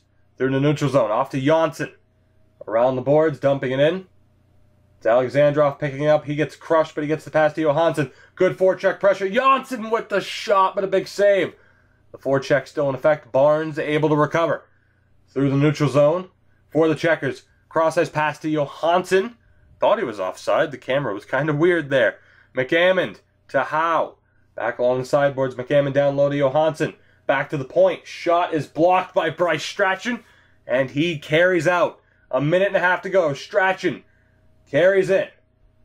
Makes his way to the front of the goal. What a save. Naslund battling for it down low. Barnes recovers for the Checkers. 1:10 to go. Across the blue line, the Checkers are in. 1 minute to go. Will they pull the goalie? They are still down by a goal. Winterberg turns it over, but the shot goes wide. Saprikin able to get it out to Daly. He's been on the ice for the entire time. Daly into the zone, loses the handle, gets it around the back for Naslund. He's in a 2-on-1. He tries to throw it in front. It's turned over. Daly, though, able to recover, takes the shot and a save by Jackson with 39.5 on the clock. And there you see Josefsson has led the AHL in goals throughout this postseason. Our top line is out there. Nolan is out there. Defensive zone win for, I believe that was Holmberg. Radulov gets killed by Fost. 30 seconds to go. Fost carries in after making a move. Down in the corner, back to the point to Nolan Patrick. Across for Mikkola and a huge save from Jackson. Holmberg nearly turns it over. Jackson is forced to cover. 20 7.8 on the board. My God, it all comes down to this. Third line is out now. Cullimore, Fukale, and Corrado. Offensive zone draw. We're not able to get the win. Another big face-off win for the Checkers. It's Randall turning it over to Corrado. The quick chance is stopped. 13 seconds to go. Beelis to Randall. They can't get it out of the zone. The forecheck's insane. 7 seconds to go. Josefson across the line. They finally pull a poke check. Hoffman, can he get the shot off? The save! And the Hershey Bears have finally won the Calder Cup. Nolan Patrick and Zontag get the job done. And Nolan Patrick gets to retire as a champion. My God. My God. Nolan Patrick, just when it looked like the season would end, his career would end in disappointment, we listened to the chat. We listened to the chat. We send him down. And Nolan Patrick gets to raise the Calder Cup as captain of the Hershey Bears. My God. What a beautiful sight it is. I hope that's Zontag that he handed it off to. I think it is too. Was it? I can't see the name. I'm just going to say that was Zontag because it's so fitting. My God, man. What a year. What a season. The disappointment with the Caps, but what a comeback, including the comeback from 3-0 down against the Utica Comets. My God. The Hershey Bears have finally done it. The last thing we needed to accomplish in this series. And there it is. We have finally won a Calder Cup in this series. Mikkola with 2 goals leads the way. What a comeback. And what a decision it was to change up that top line. But think about what we've accomplished in the series, man. As was just mentioned in the chat. From the Chris Rumbles of the world to the Alex Belangers. And since then, 2 Stanley Cups. And now a Calder Cup for the Hershey Bears, finally. The New Jersey Devils ended up winning the Stanley Cup, which I cannot say I'm surprised by. Which, by the way, I mean, I kind of in passing mentioned Twitch and everything because this is going up on YouTube. Yeah, we just cracked 80 viewers for the first time. Showing me 82 people in here, now 81. You guys are insane, and I fucking love you. Thank you. But my God, there you have it. The Hershey Bears have finally won a Calder Cup. And guys, I almost feel like ending this episode. I don't want to know if Nolan's going to retire yet. I don't want to know. I'd rather just have it end on such a high note. I would rather just have it end on this, just on such a high note, man. The Devils beat the Blues in 7. The Blue Jackets got stomped by the New Jersey Devils. But man, I don't want to find out if Nolan's going to retire. By the way, I mean, I'll take a look at the Devils. We know that they had Volchenkov, but we might as well see what the cup-winning team looks like in full. Jesus, man. 3 players with 24 points. Chris Holmes, Gilbert Domfus, and Vitaly Volchenkov. Not exactly shocking to see why they won the cup. Not to mention, they have Grant McMuffin. They have Grant McMuffin. So, of course, they won. And their goaltender, Zach Prince, 87 overall, had a .933 save percentage throughout the postseason. We'll take a look at the player awards. And then we'll have the moment of truth. It's now been 4 seasons since the Washington Capitals have won a Stanley Cup. But again, for the first time, the Hershey Bears are Calder Cup champions. At the NHL level, were we able to take home any hardware? The Ducks had a pretty good year as far as personal hardware goes. Tootin again for Florida. He wins the Vezina. I'm shocked he hasn't won it before. No individual hardware. How the Masterton doesn't go to Nolan Patrick, I have no idea. But down in the AHL, let's take a look. Any hardware? There has to be. O'Neill, Toby O'Neill, voted the MVP of the Calder Cup playoffs. I don't necessarily agree with that. And Spencer, in fairness, before we called him up, for the second consecutive year, had the lowest goals against average. So yeah, damn. Pretty damn crazy, man. Which, by the way, let's look at the playoff stats for our team. I didn't even bother doing that yet, man. Let's look at the playoff stats for the Hershey Bears, shall we? Your Calder Cup champion, Stanley Cup. Calder Cup champion, Stanley Cup Bears. Calder Cup champion, Hershey Bears. I got caught looking at the chat and lost my train of thought. I'm sorry. I'm a professional here, though. Let me tell you. I'm a goddamn professional. Anyway, Mikola. Perhaps my favorite name in this series. I mean, Louis LaHoo is up there. But goddamn. And I nazzled him 14 points. Nolan Patrick did have 12 points in 21 games. It's showing me 87 viewers, by the way. You guys are insane. I'm sure stats will show something different. But holy shit, we might break 90 tonight.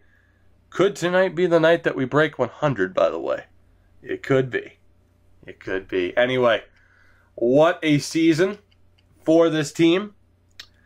The goaltending, O'Neill, we didn't trust him at the NHL level. We certainly made the right decision to send him down to the AHL level with a .934 save percentage. But guys, oh guys, it's time. I can't do it. I can't blue ball you like that. It's time to find out for sure. Was that Nolan Patrick's last game? Is it the end of an era? Is Nolan Patrick going to retire? If he does, it's a great time to retire. He gets the Hershey Bears their first Calder Cup. No better time to call it a career than right now. What's it going to be? After a disappointing season for the main team with the Washington Capitals. Fucking hell. Fucking hell, man. It comes down to this. It's going to be bittersweet. We at least won the Calder. Is Nolan Patrick gone? I don't even want to hit the button, man. I don't want to do it. He's the face of the franchise. He's been here the entire time, with the exception of Season 1, where he was around when we were only winning 5 games a year, if that. Alright. Is Nolan Patrick gone? Is it the end? It is. It's the end of an era. Nolan Patrick retires at 37 years old. The end of an era. Nolan Patrick retires with 1,429 points in 1,538 games. Nolan, I mean, that's a Hall of Fame career right there, man. He was almost a point-a-game player. 1,007 assists. Somebody screenshot that and send that to X-Tech. He might appreciate that. Now, there was the question of did his plus-minus, did his career plus-minus improve? By the way, he bounced back to an 83. I don't know if his career plus-minus improved, by the way. I don't know. There's no way to look at his career plus-minus, I don't think. It doesn't show it. I mean, I'd like to think he finished with a positive plus-minus, right? I'd like to think he finished with a positive plus-minus. I mean, you can't look, unfortunately, right? It only shows that he was taken first overall in 2017. So, add that to the list of things I'd like to see. And here, you know what? I will actually add that. 1429 would be 16th all-time in points. I was going to ask somebody about that, man. Thank you for posting that in chat. He would be ranked 16th all-time in the NHL in points, of course, if all the numbers stayed the same. What a career for Nolan Patrick. And he finally retires, man. He finally retires. Ah, my God. Just taking down the note for what I'd like to see EA do. But it just sucks because I can't scroll, you know, I mean, playoff stats, obviously, but, you know, year-on-year stats.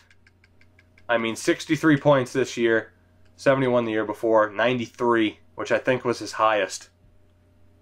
But goddamn. God damn. Yeah, no one will wear his number again. He wore 71, I do believe. I do believe with the Calder Cup celebration he was wearing 71. I think that was his number at the NHL level as well.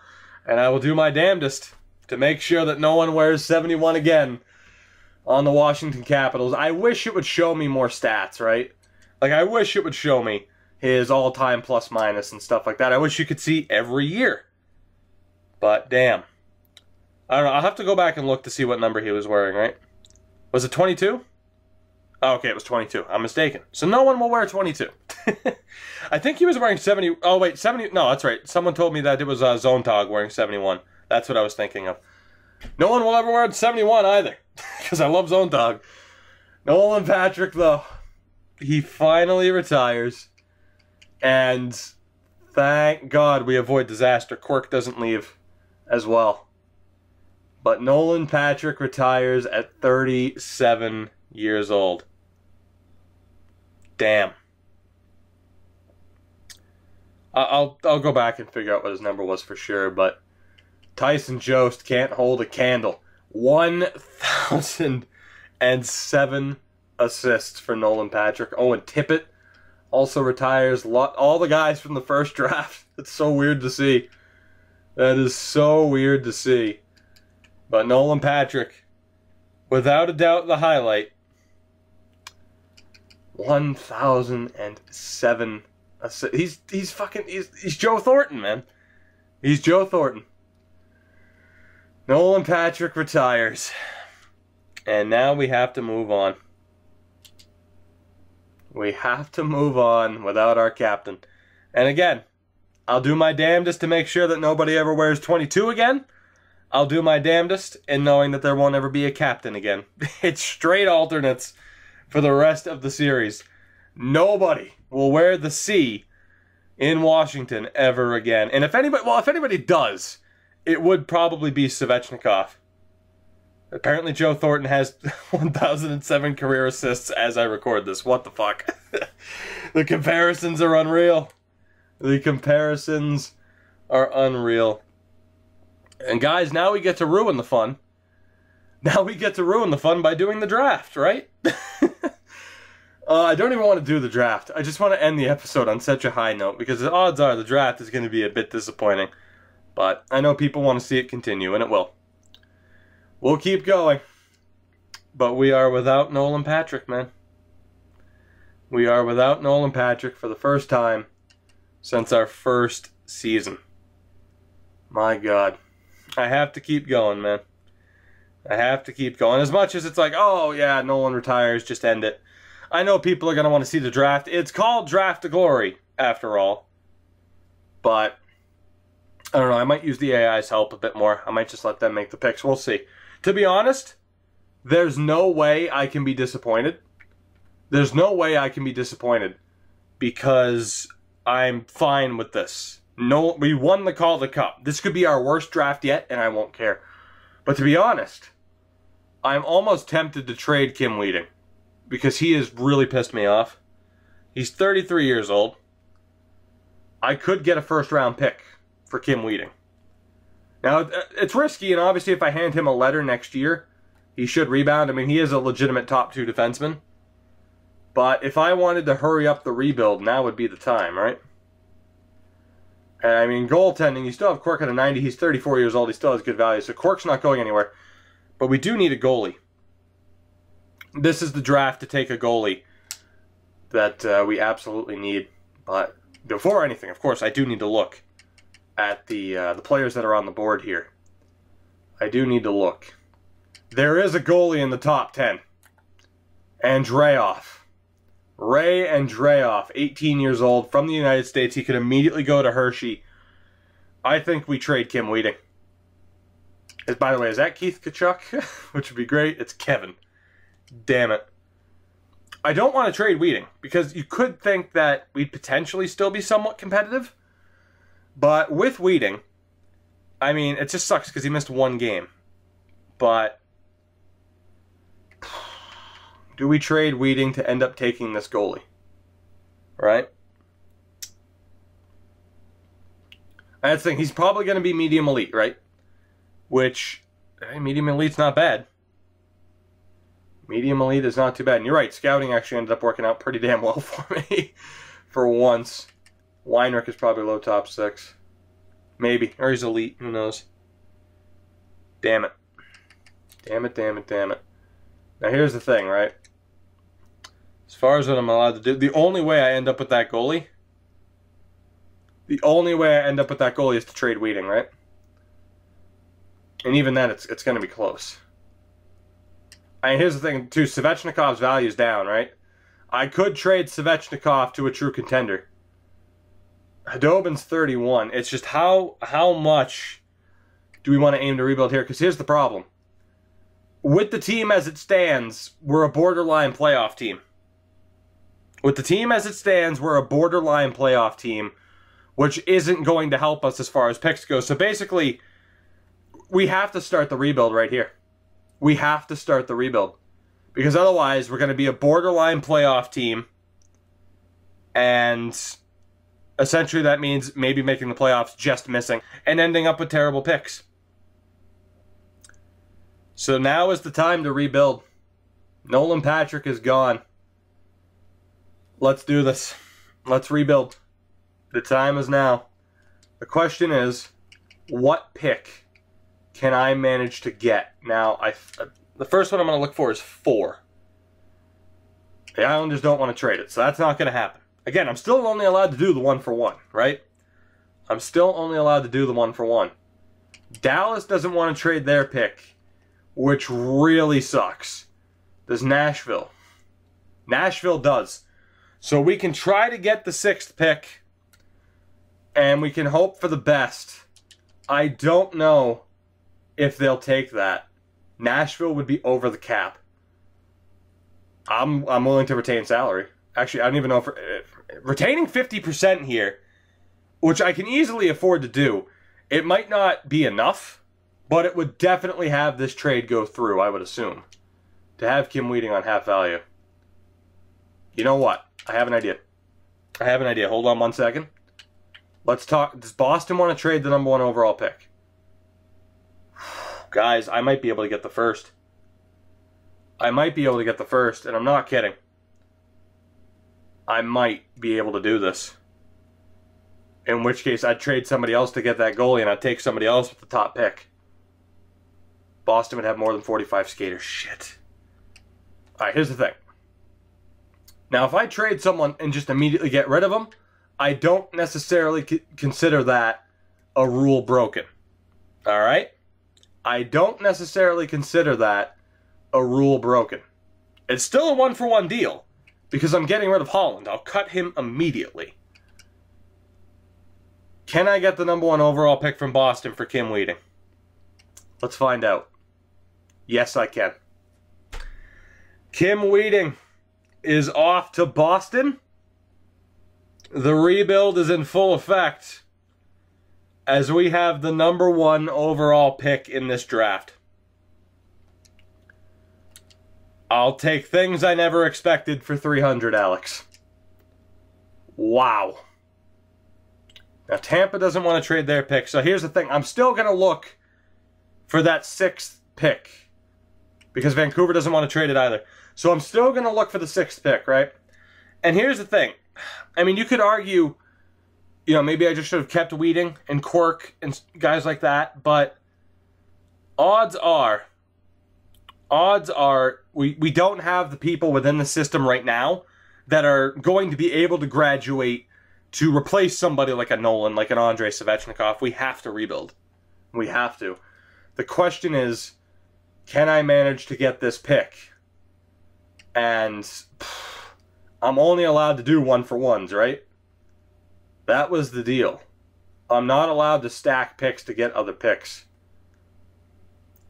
So I would have to... God damn it, what would I do? Unless I break that rule here to get this pick. Which I could do. I mean, that's the thing. We've held very strict to the rules up to this point. We've been very strict and very straightforward with the rules up to this point. So, I don't know. Do I break the rules, trade Andrei Svechnikov and our first round pick to get the 6th overall pick from Nashville? I do need to call a timeout really quick, though, just to make sure that we're fine. Do I break the rule? People are saying break. Let's break the rule, man. It was the Nashville pick, right? Yeah. Now, here's the problem. Here's the problem. The 5th overall pick might not be obtainable. I mean, the 5th overall pick's not obtainable, so we have to hope that that goalie falls. I mean, we'll end up with somebody else that's half decent, but we really, really need this to work out. Now, here's... Do I want to trade Andre here? I mean, these guys are a part of the window now, so... Yeah, it's going to be Andre. Nashville would be over the cap. Andre has an expiring deal. I can't use him. I didn't notice that. Andre has an expiring deal. I didn't even look. That's completely my fault. Who else do we have? Most of our team's on a one-year deal. We can't even use Lindquist. Rankin, but he's a part of the team at the moment. Marita. There we go. Fuck it. We'll put Marita in there. Will that go through? Our first round pick and Marita for the 6th overall pick. No, it won't. It won't, but you know what? We're going to make this work. We're going to make this work. We'll break the rule to get this pick. We will break the rule to get this pick. Who else can we tack onto this deal? We have a lot of young players, but a lot of them have questionable overalls. Can I put Roy Witka in there too? 3 years left on the deal. Can I put Roy Witka in there? They have too many skaters now. Shit. I'm going to have to... I don't want to use any of my picks. I need to make as many picks as possible still in this draft to try and get somebody decent. So I'm going to have to use somebody that's unsigned. And let's see here. Denis Pepin, the oldest one, or tied for the oldest one, but also the lowest overall. Will that go through? A first, Marita and Denis Pepin for their first. It won't. Shit, we're not that close. We're not that close. I'm going to have to use somebody that's better. Somebody unsigned that is better. Who's it going to be? Ulrich, 19 years old, 63 overall. I'm willing to use him. He's about the same value as Marita. Will that go through? No, it won't. Shit. Oh, boy. Oh, boy. Like I said, I'm breaking the rule here to get this done.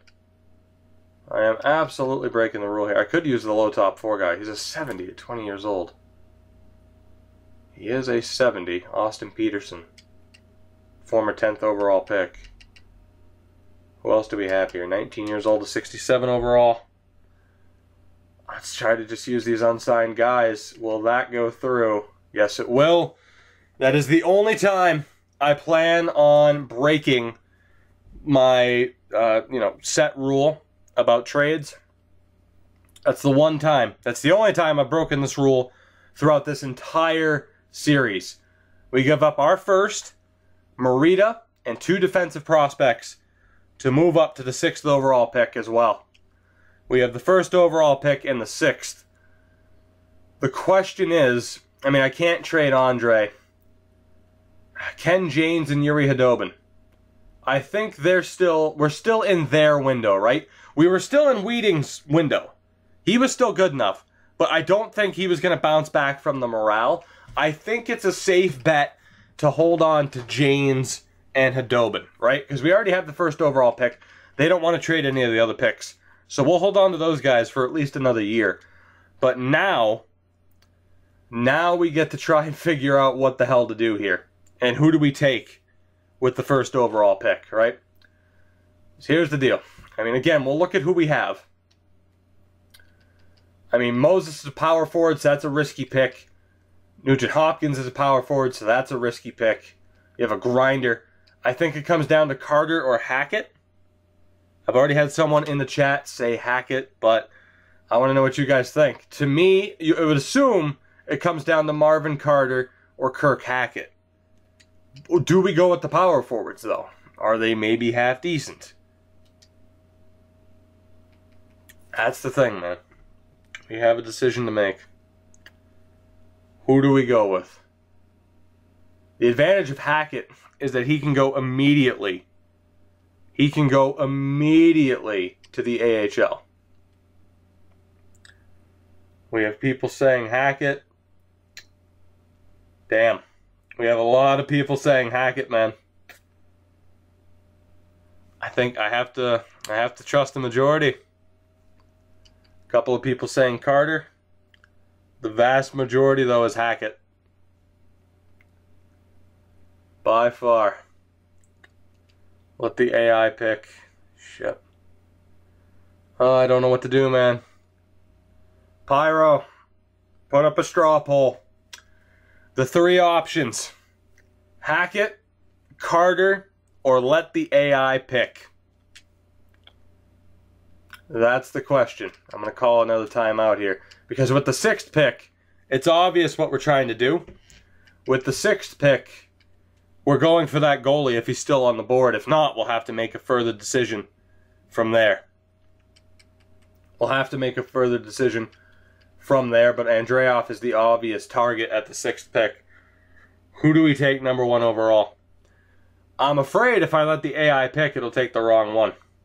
Guys, vote on the poll that was just posted up. That is how we will decide. Vote on the poll.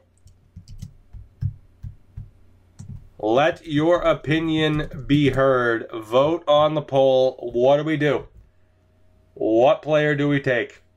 You can say what you think in the comments. Vote on the poll, though. That is how we'll decide. I'm going to give it a minute or so, and then we'll decide. I'll let you guys pick. Like I said, the three options: Carter, Hackett, or let the AI pick. Well, let me know. I'm a bit afraid of Wade Nugent-Hopkins. Moses hasn't gotten much love. Colin Moses, 17 years old. He's going to be the furthest away, too.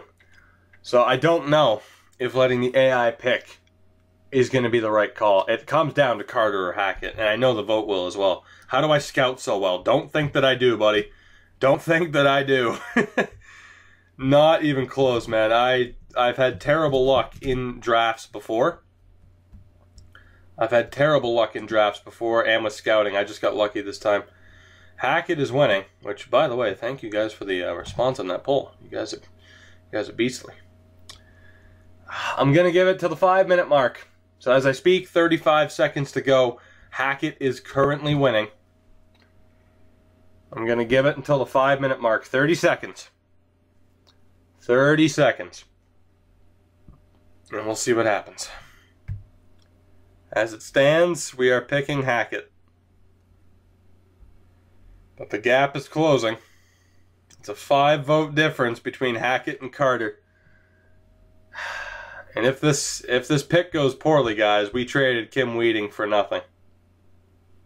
If this pick goes poorly, we traded Kim Weeding for nothing. We need this to go properly. All right.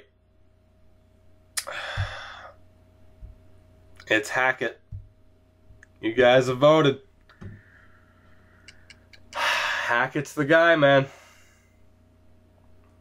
Kirk Hackett. He is such a risky pick, man. Oh my God, the pressure's on too. Oh, I didn't forget what chat did to me last time. Trust me, Pyro. That's why I haven't made the pick yet. That's why I haven't made the pick yet. Shit, man. It's Hackett or Carter. How well scouted do we have Carter? 3 times over. High senses, high defense, high physical. And then not Kachuk.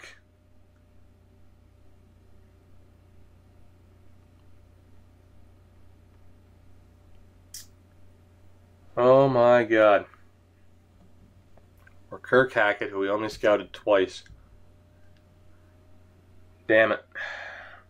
Damn it, damn it, damn it, man. I don't know who to pick. I don't know who to pick. We have to hit here too, man.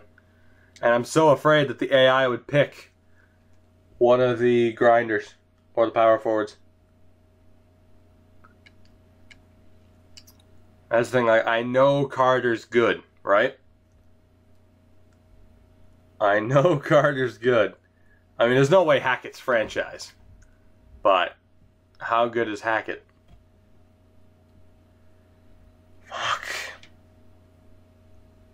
Fuck, man. Ugh, it's such a tough pick. It has to go well. We just lost Nolan Patrick. This has to go well. And it's not... Oh, man, fuck's sake. AI will pick the one with the highest value. Damn it. Damn it, damn it, damn it. Shit. Oh my god, guys, damn it. Damn it. Do I just let the AI take the pick?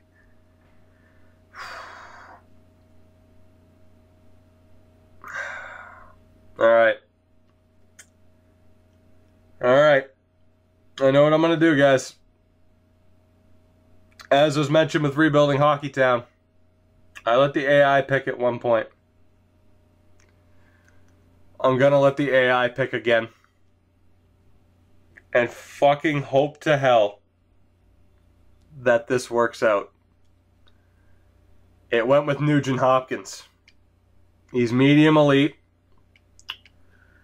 Alright, it went with Nugent Hopkins. How good is Nugent Hopkins? How good is he? He's not bad. That's not bad for a starting value. That's not bad. 61 overall, 18 years old. That's not awful. But we'll have to see what we passed up on. That's not terrible. At the moment, I don't regret it. At the moment, I don't regret it. Who did we pass up on? Carter was medium elite to Tampa. Hackett was medium elite to Vancouver. What did we pass up on? The Vancouver Canucks ended up with Hackett, who is about the same trade value. 60 overall, 18 years old. So he's about the same trade value, which is alright. The question, though, is Carter. The question is Carter. How good is Carter? Same trade value, but a 75 overall to start. But definitely the same value. So Carter was the pick. Yeah, Carter was the pick. I mean, that's the thing. We didn't end up with a bust in Nugent Hopkins, at least not yet. Nugent Hopkins and fucking Hackett were about the same and about the same overall. It was Carter that was the pick, which is fine. Because to be honest, it was Nugent Hopkins or Hackett. I was going to pick Hackett because he won the poll, right? I was going to pick Hackett because he won the poll. It wouldn't have been Carter. So, now we just have to hope that the Dallas Stars don't take our goaltender. For the love of God, Dallas, don't take our goaltender. You didn't take our goaltender. Fucking right. Alright. Alright, you should have picked Carter. Yeah, no shit, that's easy to say now. I'm not getting Carter. It is what it is. Unless they do a 1-for-1 deal, I'm not getting Carter. I broke my rule once, why would I break it again? Now, Andreoff is the guy. He's the one that we originally wanted, Ray Andreoff, listed as a high starter. He's the pick, no matter what. And let's see, medium elite as we assumed. Stand-up goalie as well. He was always the pick. What's his trade value looking like, though? What's his trade value looking like? That's always the important question with goaltenders. What is his value looking like? And it's good. It is good. We have our goalie for the future. Thank God. That worked out. That worked out. 61 overall, 18 years old. That's not bad. He's a little bit of a ways away. We could trade Quirk at the deadline. To be honest, I mean, Jesus, if I really wanted to tank, I could try to trade Quirk for the center that we just got rid of, really, and run with O'Neill and Spencer as our goaltenders. I could do that. And Andreoff was Canadian, were you not? No, you were American. So Andreoff is AHL eligible as well. So that's the thing. Let me check something really quick. Because we still have a lot of picks to go in this draft. But Nugent Hopkins, can he play center? Is the question. 71, which isn't great. But let me check. Let me check the Lightning and see what we passed up on in Carter. Is he a legitimate center with good face-offs? 73. So not by much. Not by much. So that's the thing. I understand people wanting Marvin Carter. He's NHL or AHL. He's not AHL eligible. He's NHL or CHL. He's only 18. That's the thing. He's not a bad pick. I'm all right with ending up with Nugent Hopkins, for sure. And typically, I'd pick the center. But like I said, I would have gone with the guy who went to Vancouver instead. So, man, if we're going full rebuild, it makes sense to get rid of Quirk now. It really does. He's a bit too old. But, I mean, you look at other players here. People were pretty sure. I mean, that's the thing. I could trade Quirk now. I could. You have Roger Cleary, Bomez, McClement, Weinrich, and Hextall.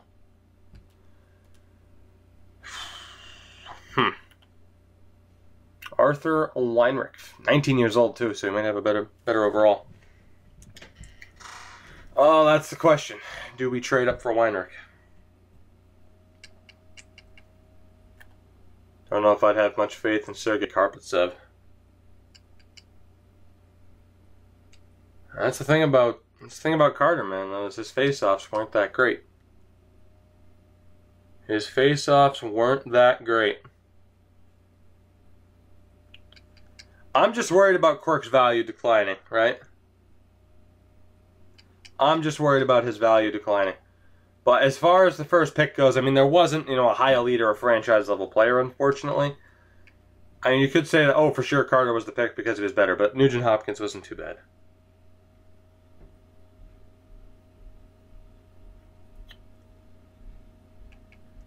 Damn. I didn't even check Moses to see how good he ended up being. I didn't even check. How good is he? It was the Islanders, right? Was the Islanders? No, Islanders got Kachuk, who's decent, I guess. High top six isn't bad. Where the hell did Moses go? Dallas, that's what it was. That's what it was. It was Dallas. Right. Well, damn it. Damn it. They have a V. Bure. Oh my god. Vyacheslav Bure. My god, what a beast. Moses was a 17 years old. Oh my god, it's just a matter of, do I trade Quirk, and if I do so, do I do it for the center that we passed up on? Or do we go for the next pick and hope that we hit? So Quirk is 35. Again, we're not going to trade Hudobin and Janes. We can't trade Svechnikov. People still want me to get Carter or Weinrich. Stephen Quirk is 34 years old. 34 years old. People are really sold on Carter. They're really sold on Carter. Which, I mean, I can see why. But still. I can see why, but still. I'm not completely sold on. Like, I get that he's a 75. I understand that, but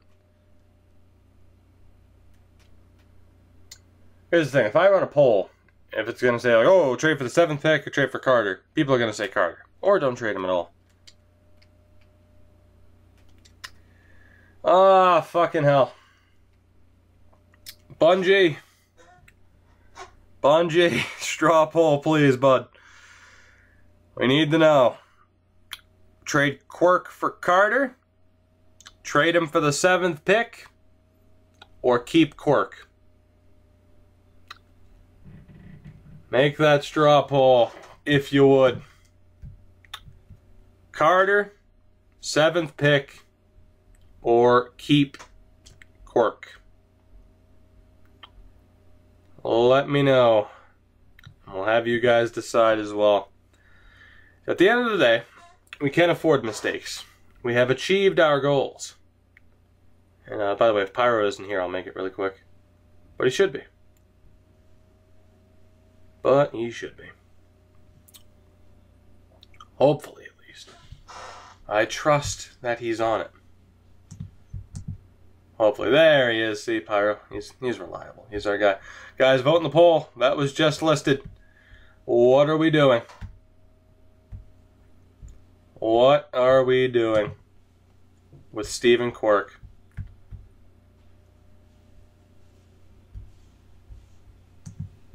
Damn.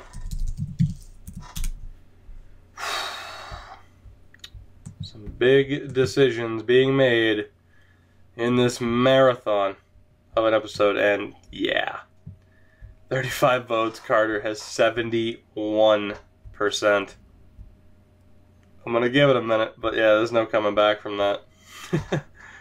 There is no coming back from that. Calder has it in the bag.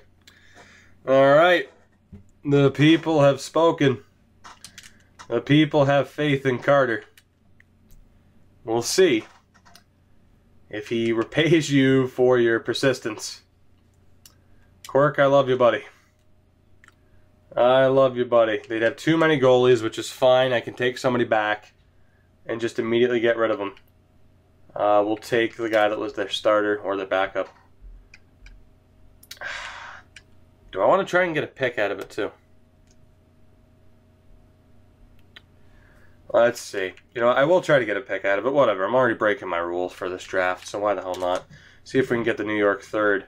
Will that go through? No, it won't. How about just straight up? No, it won't. So Calder is more valuable. Should have picked Calder first. Yeah, well, I didn't. So there you go.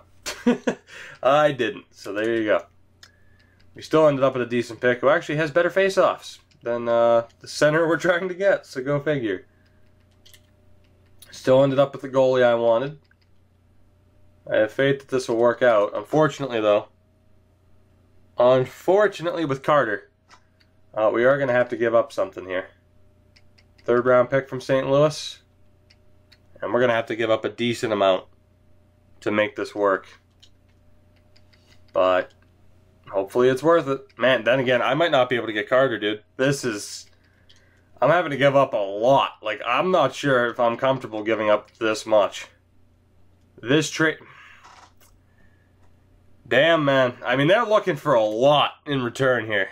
They really are. Multiple 3rd round picks. I don't know how I feel about that, guys. I know what you're saying. Oh, you're only trading away players who aren't that great.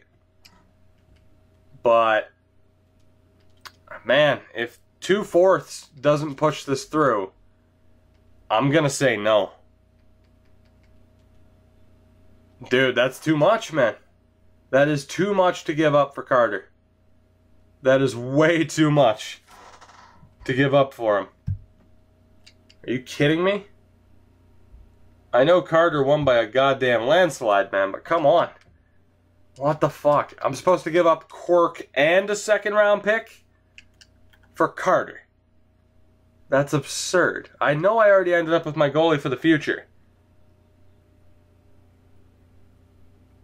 But goddamn, man. Can I at least get something back in return for giving up the 2nd round pick? Or at least get something in return and maybe pick farm a little bit. Please. I beg you. Right now, I'm not happy with this potential return. Dude, if this doesn't go, I'm going for Weinrich at this point.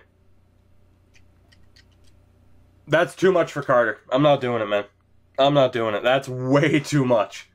Cork in a second round, straight up, that's too much, man. Because then you're talking thirds and fourths.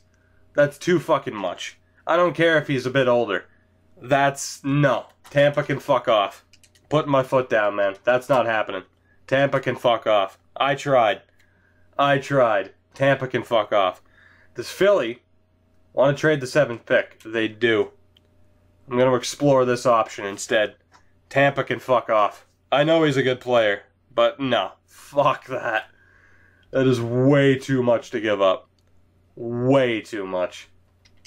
Steve Yzerman can piss off. If he's still the GM at this point in time, he can piss off.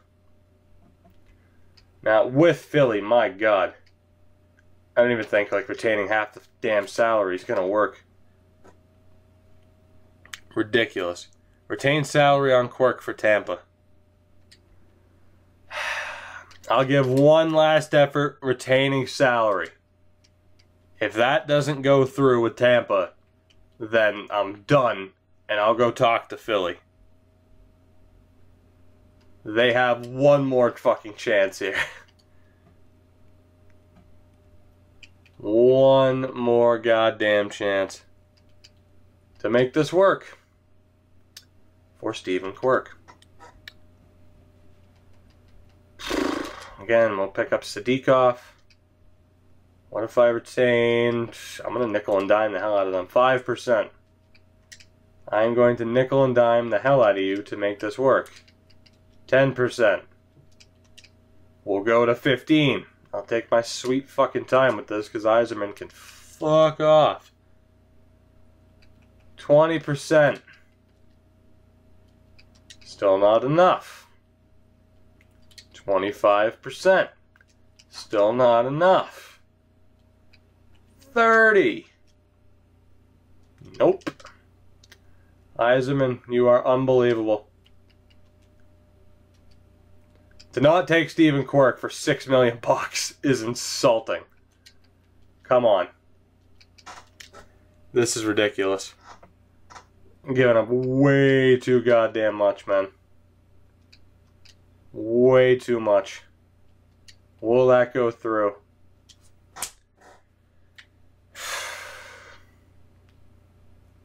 To be honest, I'm just insulted by Tampa. To be honest, I am just goddamn insulted by the Lightning at this point. Ridiculous. 1/4 rounder. Value's still too far off. You have to be kidding me. I'll take the 7th. Oh, I'll take the 7th overall pick. This is bullshit. I'm not giving up a 2nd and retaining that much salary. I'll tack on the 3rd. If that doesn't go through, Tampa can fuck off. Yeah, Tampa can fuck off. Philly, let's go. Let's make a deal, Philly. Tampa, you can fuck off. Guys, I tried. You can't say I didn't try. Like, there's no doubt about it. I don't care how good that guy is. To get a goalie who's still going to be decent for a couple of years, yeah, fuck that. Fuck that. Let's talk to Philly. And I am going to have to retain salary as well in this deal. Or get somebody back who needs a cap hit. Or who has a cap hit. Let's see. Anybody on a really shit contract? Nash, do you have an expiring deal? Yes, you do. Alright, still be over the cap though, but not by as much. Yeah, Steve Yzerman can just piss off, man. Screw that guy. Screw that guy. Fucking Jesus. And people say Joe Sakic's requests are unreasonable. How much lower can I go here? Nope, that wasn't the one. There we go. That's bullshit. They wouldn't be over the cap. Screw you, game. Screw you, game. Come on. Fucking take that X down. Game. Come on. It's fine. Trust me. God damn this game. It's fine. Stop it.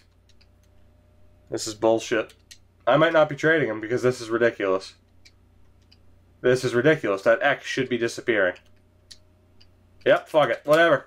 Nope, I tried. But if that X isn't going to disappear and it's not going to let me make the trade, whatever. Let's sim the pick. They took Weinrich. He's low elite. We dodged that bullet. Fuck these other GMs. You know what? I got what I wanted. I got the #1 overall pick. I got the goalie for the future. I'm good. Screw these teams. Screw these teams. By the way, one of you guys in the chat just lost your soul, by the way. So there you go. Cleary was high top 6. Balmez medium top 6. Anyway, let's sim to the next pick. We're making our next pick. We will keep Quirk for now. Maybe I will talk back to Tampa later about that center everyone has a hard-on for. We'll see. But for now, let's just make the rest of our picks. It's been a good draft regardless. Yes, we gave up Weeding. Yes, we gave up some stuff. But it's been a pretty decent draft regardless. Now, as far as what I am looking for here, second to third round. So what do we have? We have a two-way defenseman. We have a power forward. Bjorn Dolak. He might not be too bad, actually. Cole Burns. I wouldn't want Callie Hagelin. Kurt O'Reilly. We have a grinder. Oliver Kretschmann. Yeah, Kretschmann. There you go. So I'm either thinking Tero Kartinen. I'm honestly thinking Kretschmann. It's a good time to take a grinder. Because he might be medium, medium top 9, which is good for a grinder. I'm thinking Kretschmann. Because I don't have any confidence. I mean, the only defender to take is Adam Greening, and that's kind of what we need, but he's 17, so he's not going to be great. So to me, it comes down to the power forward in Dolak, or it comes down to Kretschmann. So we're taking a German with this pick no matter what. Both are 19. I'm going to take a risk, man. I'm going to go with the grinder, Oliver Kretschmann. He's my guy, and he's medium top 9. It's not too bad. I'm a fan of that pick. If you're not a fan of that pick, well, screw you, man. But no. I feel like that's a good pick. That's a good time to get a grinder. Not necessarily a good time to get a playmaker. But let's see. He doesn't have the best value. But he is a 62 overall at 19. It's not as good as I was hoping for, in fairness. It's not as good as I was hoping for, in fairness. Shit. Not as good as what I was hoping for. That's alright. What do we pass up on? Olsen would have been a disaster. Burns wouldn't have been half bad. Dolak was also medium top 9. I want to go take a look at him. On Ottawa. Let's go take a look at the Sens. What are we dealing with here? Yeah, they have a Ramjack thing. Alright, so regardless, yeah, Dolan. Yeah, was it Dolan or Dolman? I have no idea. No, it was Dolak, and he's a 64-19. Okay, so we made a good pick. I'm alright with that. We made a good pick. Damn. Alright. Let's move forward. It's been a good draft so far, man. It has been a good draft. I am happy with the #1 overall pick. Yes, I know he's not the guy that people wanted, but that's okay. That's okay.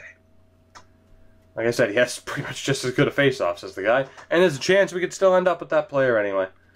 Stan Wilford, no thank you. Third to fourth round, we have Walter Marchment, who I'm looking at. Kulikov as a power forward, might not be too bad. Stanislav Tursunbayev, another decent Russian option. And at Forcer D, I'm not taking him. Again, we want to kind of play this somewhat seriously. And Calvin Oda, two-way forward. Right. So I'm thinking, Marchment wouldn't be terrible. Oda wouldn't be terrible. Kulikov or Tursunbayev? Kulikov's 19, Tursunbayev's 19. I'm going to go... Damn. Who to go with here? Shit. I don't know, man. I'm tempted to go with the center, but I have a decent feeling about Kulikov. I have a really decent feeling about Kulikov. That's the question, though. Oh man. I'm gonna go for the center. just because he's a center. We'll see what happens. Tursunbayev, you're the guy. Medium top 9. I'll take it. I'll take it. Wilford was medium top 9. Halverson was medium bottom 6. Oh shit, we have the next pick. I get both Russians. Hooray. I really win. Kulikov. How good are you? Let's find out. Low top 9. That's a bit of a swing and a miss. I wanted both Russians. I got both Russians. He wasn't great though. He wasn't great. Next pick. Do I want to go with the offensive defenseman and Charles Aston? Yeah, screw it. We need a defenseman. We've had a lot of forwards thus far. Medium top 6 for a defenseman is not terrible. Not terrible at all. Sim to the next pick. Dumont ended up being medium 6 as an enforcer. Oda would have been a pretty good pick too. Or Marchment. Basically, I should have gone with him or Marchment over one of the that second Russian. That's okay. 4th round. All right, from here it's a goddamn crapshoot. Absolutely. So 4th round. Here's my deal. Is Franzen going to be high top 6? Billy Franzen, 17 years old. Is he worth the risk, or is he going to be medium or low? Because from here, it's like it's just a bunch of just, throw the dart at the wall and see what happens. That is the question. A couple of offensive playmakers, another power forward in Monroe. Bottom 6 forward in Cracknell, but Kulemin is probably low top 9.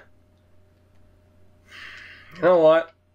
I'm going to take the risk on Franzen and hope that he's high top 6, which is incredibly risky. But you know what? It's as late as it is in the draft. Let's hope for the best. Let's hope for the best. Hey, high top 6. There we go. There we go. That's what I'm talking about. That's a good hit. That's a really good potential, too, for a grinder. I am happy with that.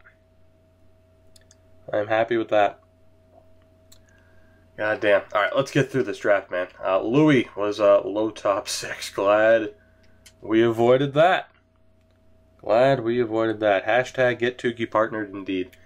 That'd be great. Now, as far as who else to take here, God, that's a tough choice. I mean, Perot, he's going to be medium or low, so we're not going for him. We're not going for the grinder either, so I'm going to go for the two-way Guy Moreau. And we will hope for the best. Is he going to be low potential? No, medium top 9. There we go. All right, this draft's been pretty good. I have to admit, this draft has been pretty damn good. Let's see if we can get through it in a timely manner at this point. 4th to 5th round. How many guys do we have here? Okay, so that's all of them. So Mayorov is a two-way. We have a grinder, power forward, two-way defenseman. We have another goalie who might not be awful. A couple of goalies there that might not be awful, including Lavasseur and Lowry. DeMello's a sniper. Semenov, another Russian. He might be the guy. Oleg Semenov. We have Sergei Lokhtianov, 17-year-old power forward. This grinder, though. This grinder. I don't know, man. High AHL 4th line. Like, what's that translate to? Because I only scouted him once. I only scouted him. You know what? I'm just going to take the risk on him. Troy Jesus. Vahiholahi. What? Vahiholahi. Halahi. Vahiholahi. What a name. I'm taking him just for the name. Fuck it. Let's hope he's good. Probably not, right? Yeah, medium AHL top 6. Okay. Well, I was just swinging a miss on that pick. Yeah, especially because Perot turned out to be half decent. I was intrigued, man. I don't recall ever seeing that potential too much. I was intrigued. He turned out to be shit. Now we know. But at the very least, he has a funny name. At the very least, he has a funny name. So I'm not that against it. 4th to 5th round again here. The Russian is still on the board, Oleg Semenov, so I'm going with him. Well, bottom 6. All right, we'll just forget that the 4th round happened. This draft ended after the 3rd round. Okay? This draft ended after the 3rd round. Those last 2 picks, they never happened. What are you talking about? Funny name and a Russian? I don't know what you're talking about, man. I have no idea what you're talking about. Get out of here. Get out of here. What the hell are you talking about? 5th to 6th round. My God, is there enough of these guys listed? And again, it's an absolute crapshoot. Wayne Gronowski, he's not going to be great. What do we have here? Ed Booth, hell of a name. Castonguay. Who else do we have here? We got a power forward, a 2-way. Damn. Offensive defenseman in Xavier Bolton. We have a Drummond Delorier. Man, do I take the risk on... Booth? I think I will. Ed Booth, please work out for me, please. Low 7th. You didn't work out for me. All right. Well, beyond this round, it's been or beyond the 3rd round, it's been nothing but garbage. But that's okay. That's okay. You can't ruin my attitude. We won the Calder Cup. It's been a decent draft. I'm feeling good. I am feeling good. Now, we don't know a damn thing about Joel Weimer, or Joel Weimer. Pronounce it how you will. I'm going to take the risk on him. Weimer, pay off for me. Medium bottom 6. That's not bad, considering what other teams have gotten. So that's not too bad. All the way to the 6th round. Now we are almost done with this marathon episode. And let's see, a playmaker, a sniper, but we also have a grinder, Bruce Rivers. I think he is going to be the guy. Yeah, he is. Let's just go with Bruce Rivers. Why the hell not? Medium bottom 6, not too shabby. I have no idea how many picks I have left in this draft, to be honest. I have no idea. And the answer might only be one more here in the 7th. The answer might only be one more. Now, I have no idea who to take at this point, and to be honest, it probably doesn't matter. Hunter's showing up as a backup. Probably a low backup, though. So let's see. Defensive D-man. We have Sweetland. Like, this is just pure shot in the dark, hope for the best, right? That's all it is. Like, these guys probably end up as a low bottom 6. Which isn't great. You have Trevor Sakic. Rene Dagane. Sean McQuaid, the power forward. Let's go with... He's going to be low bottom 6, but for a 7th round pick, that's not bad. Dagane.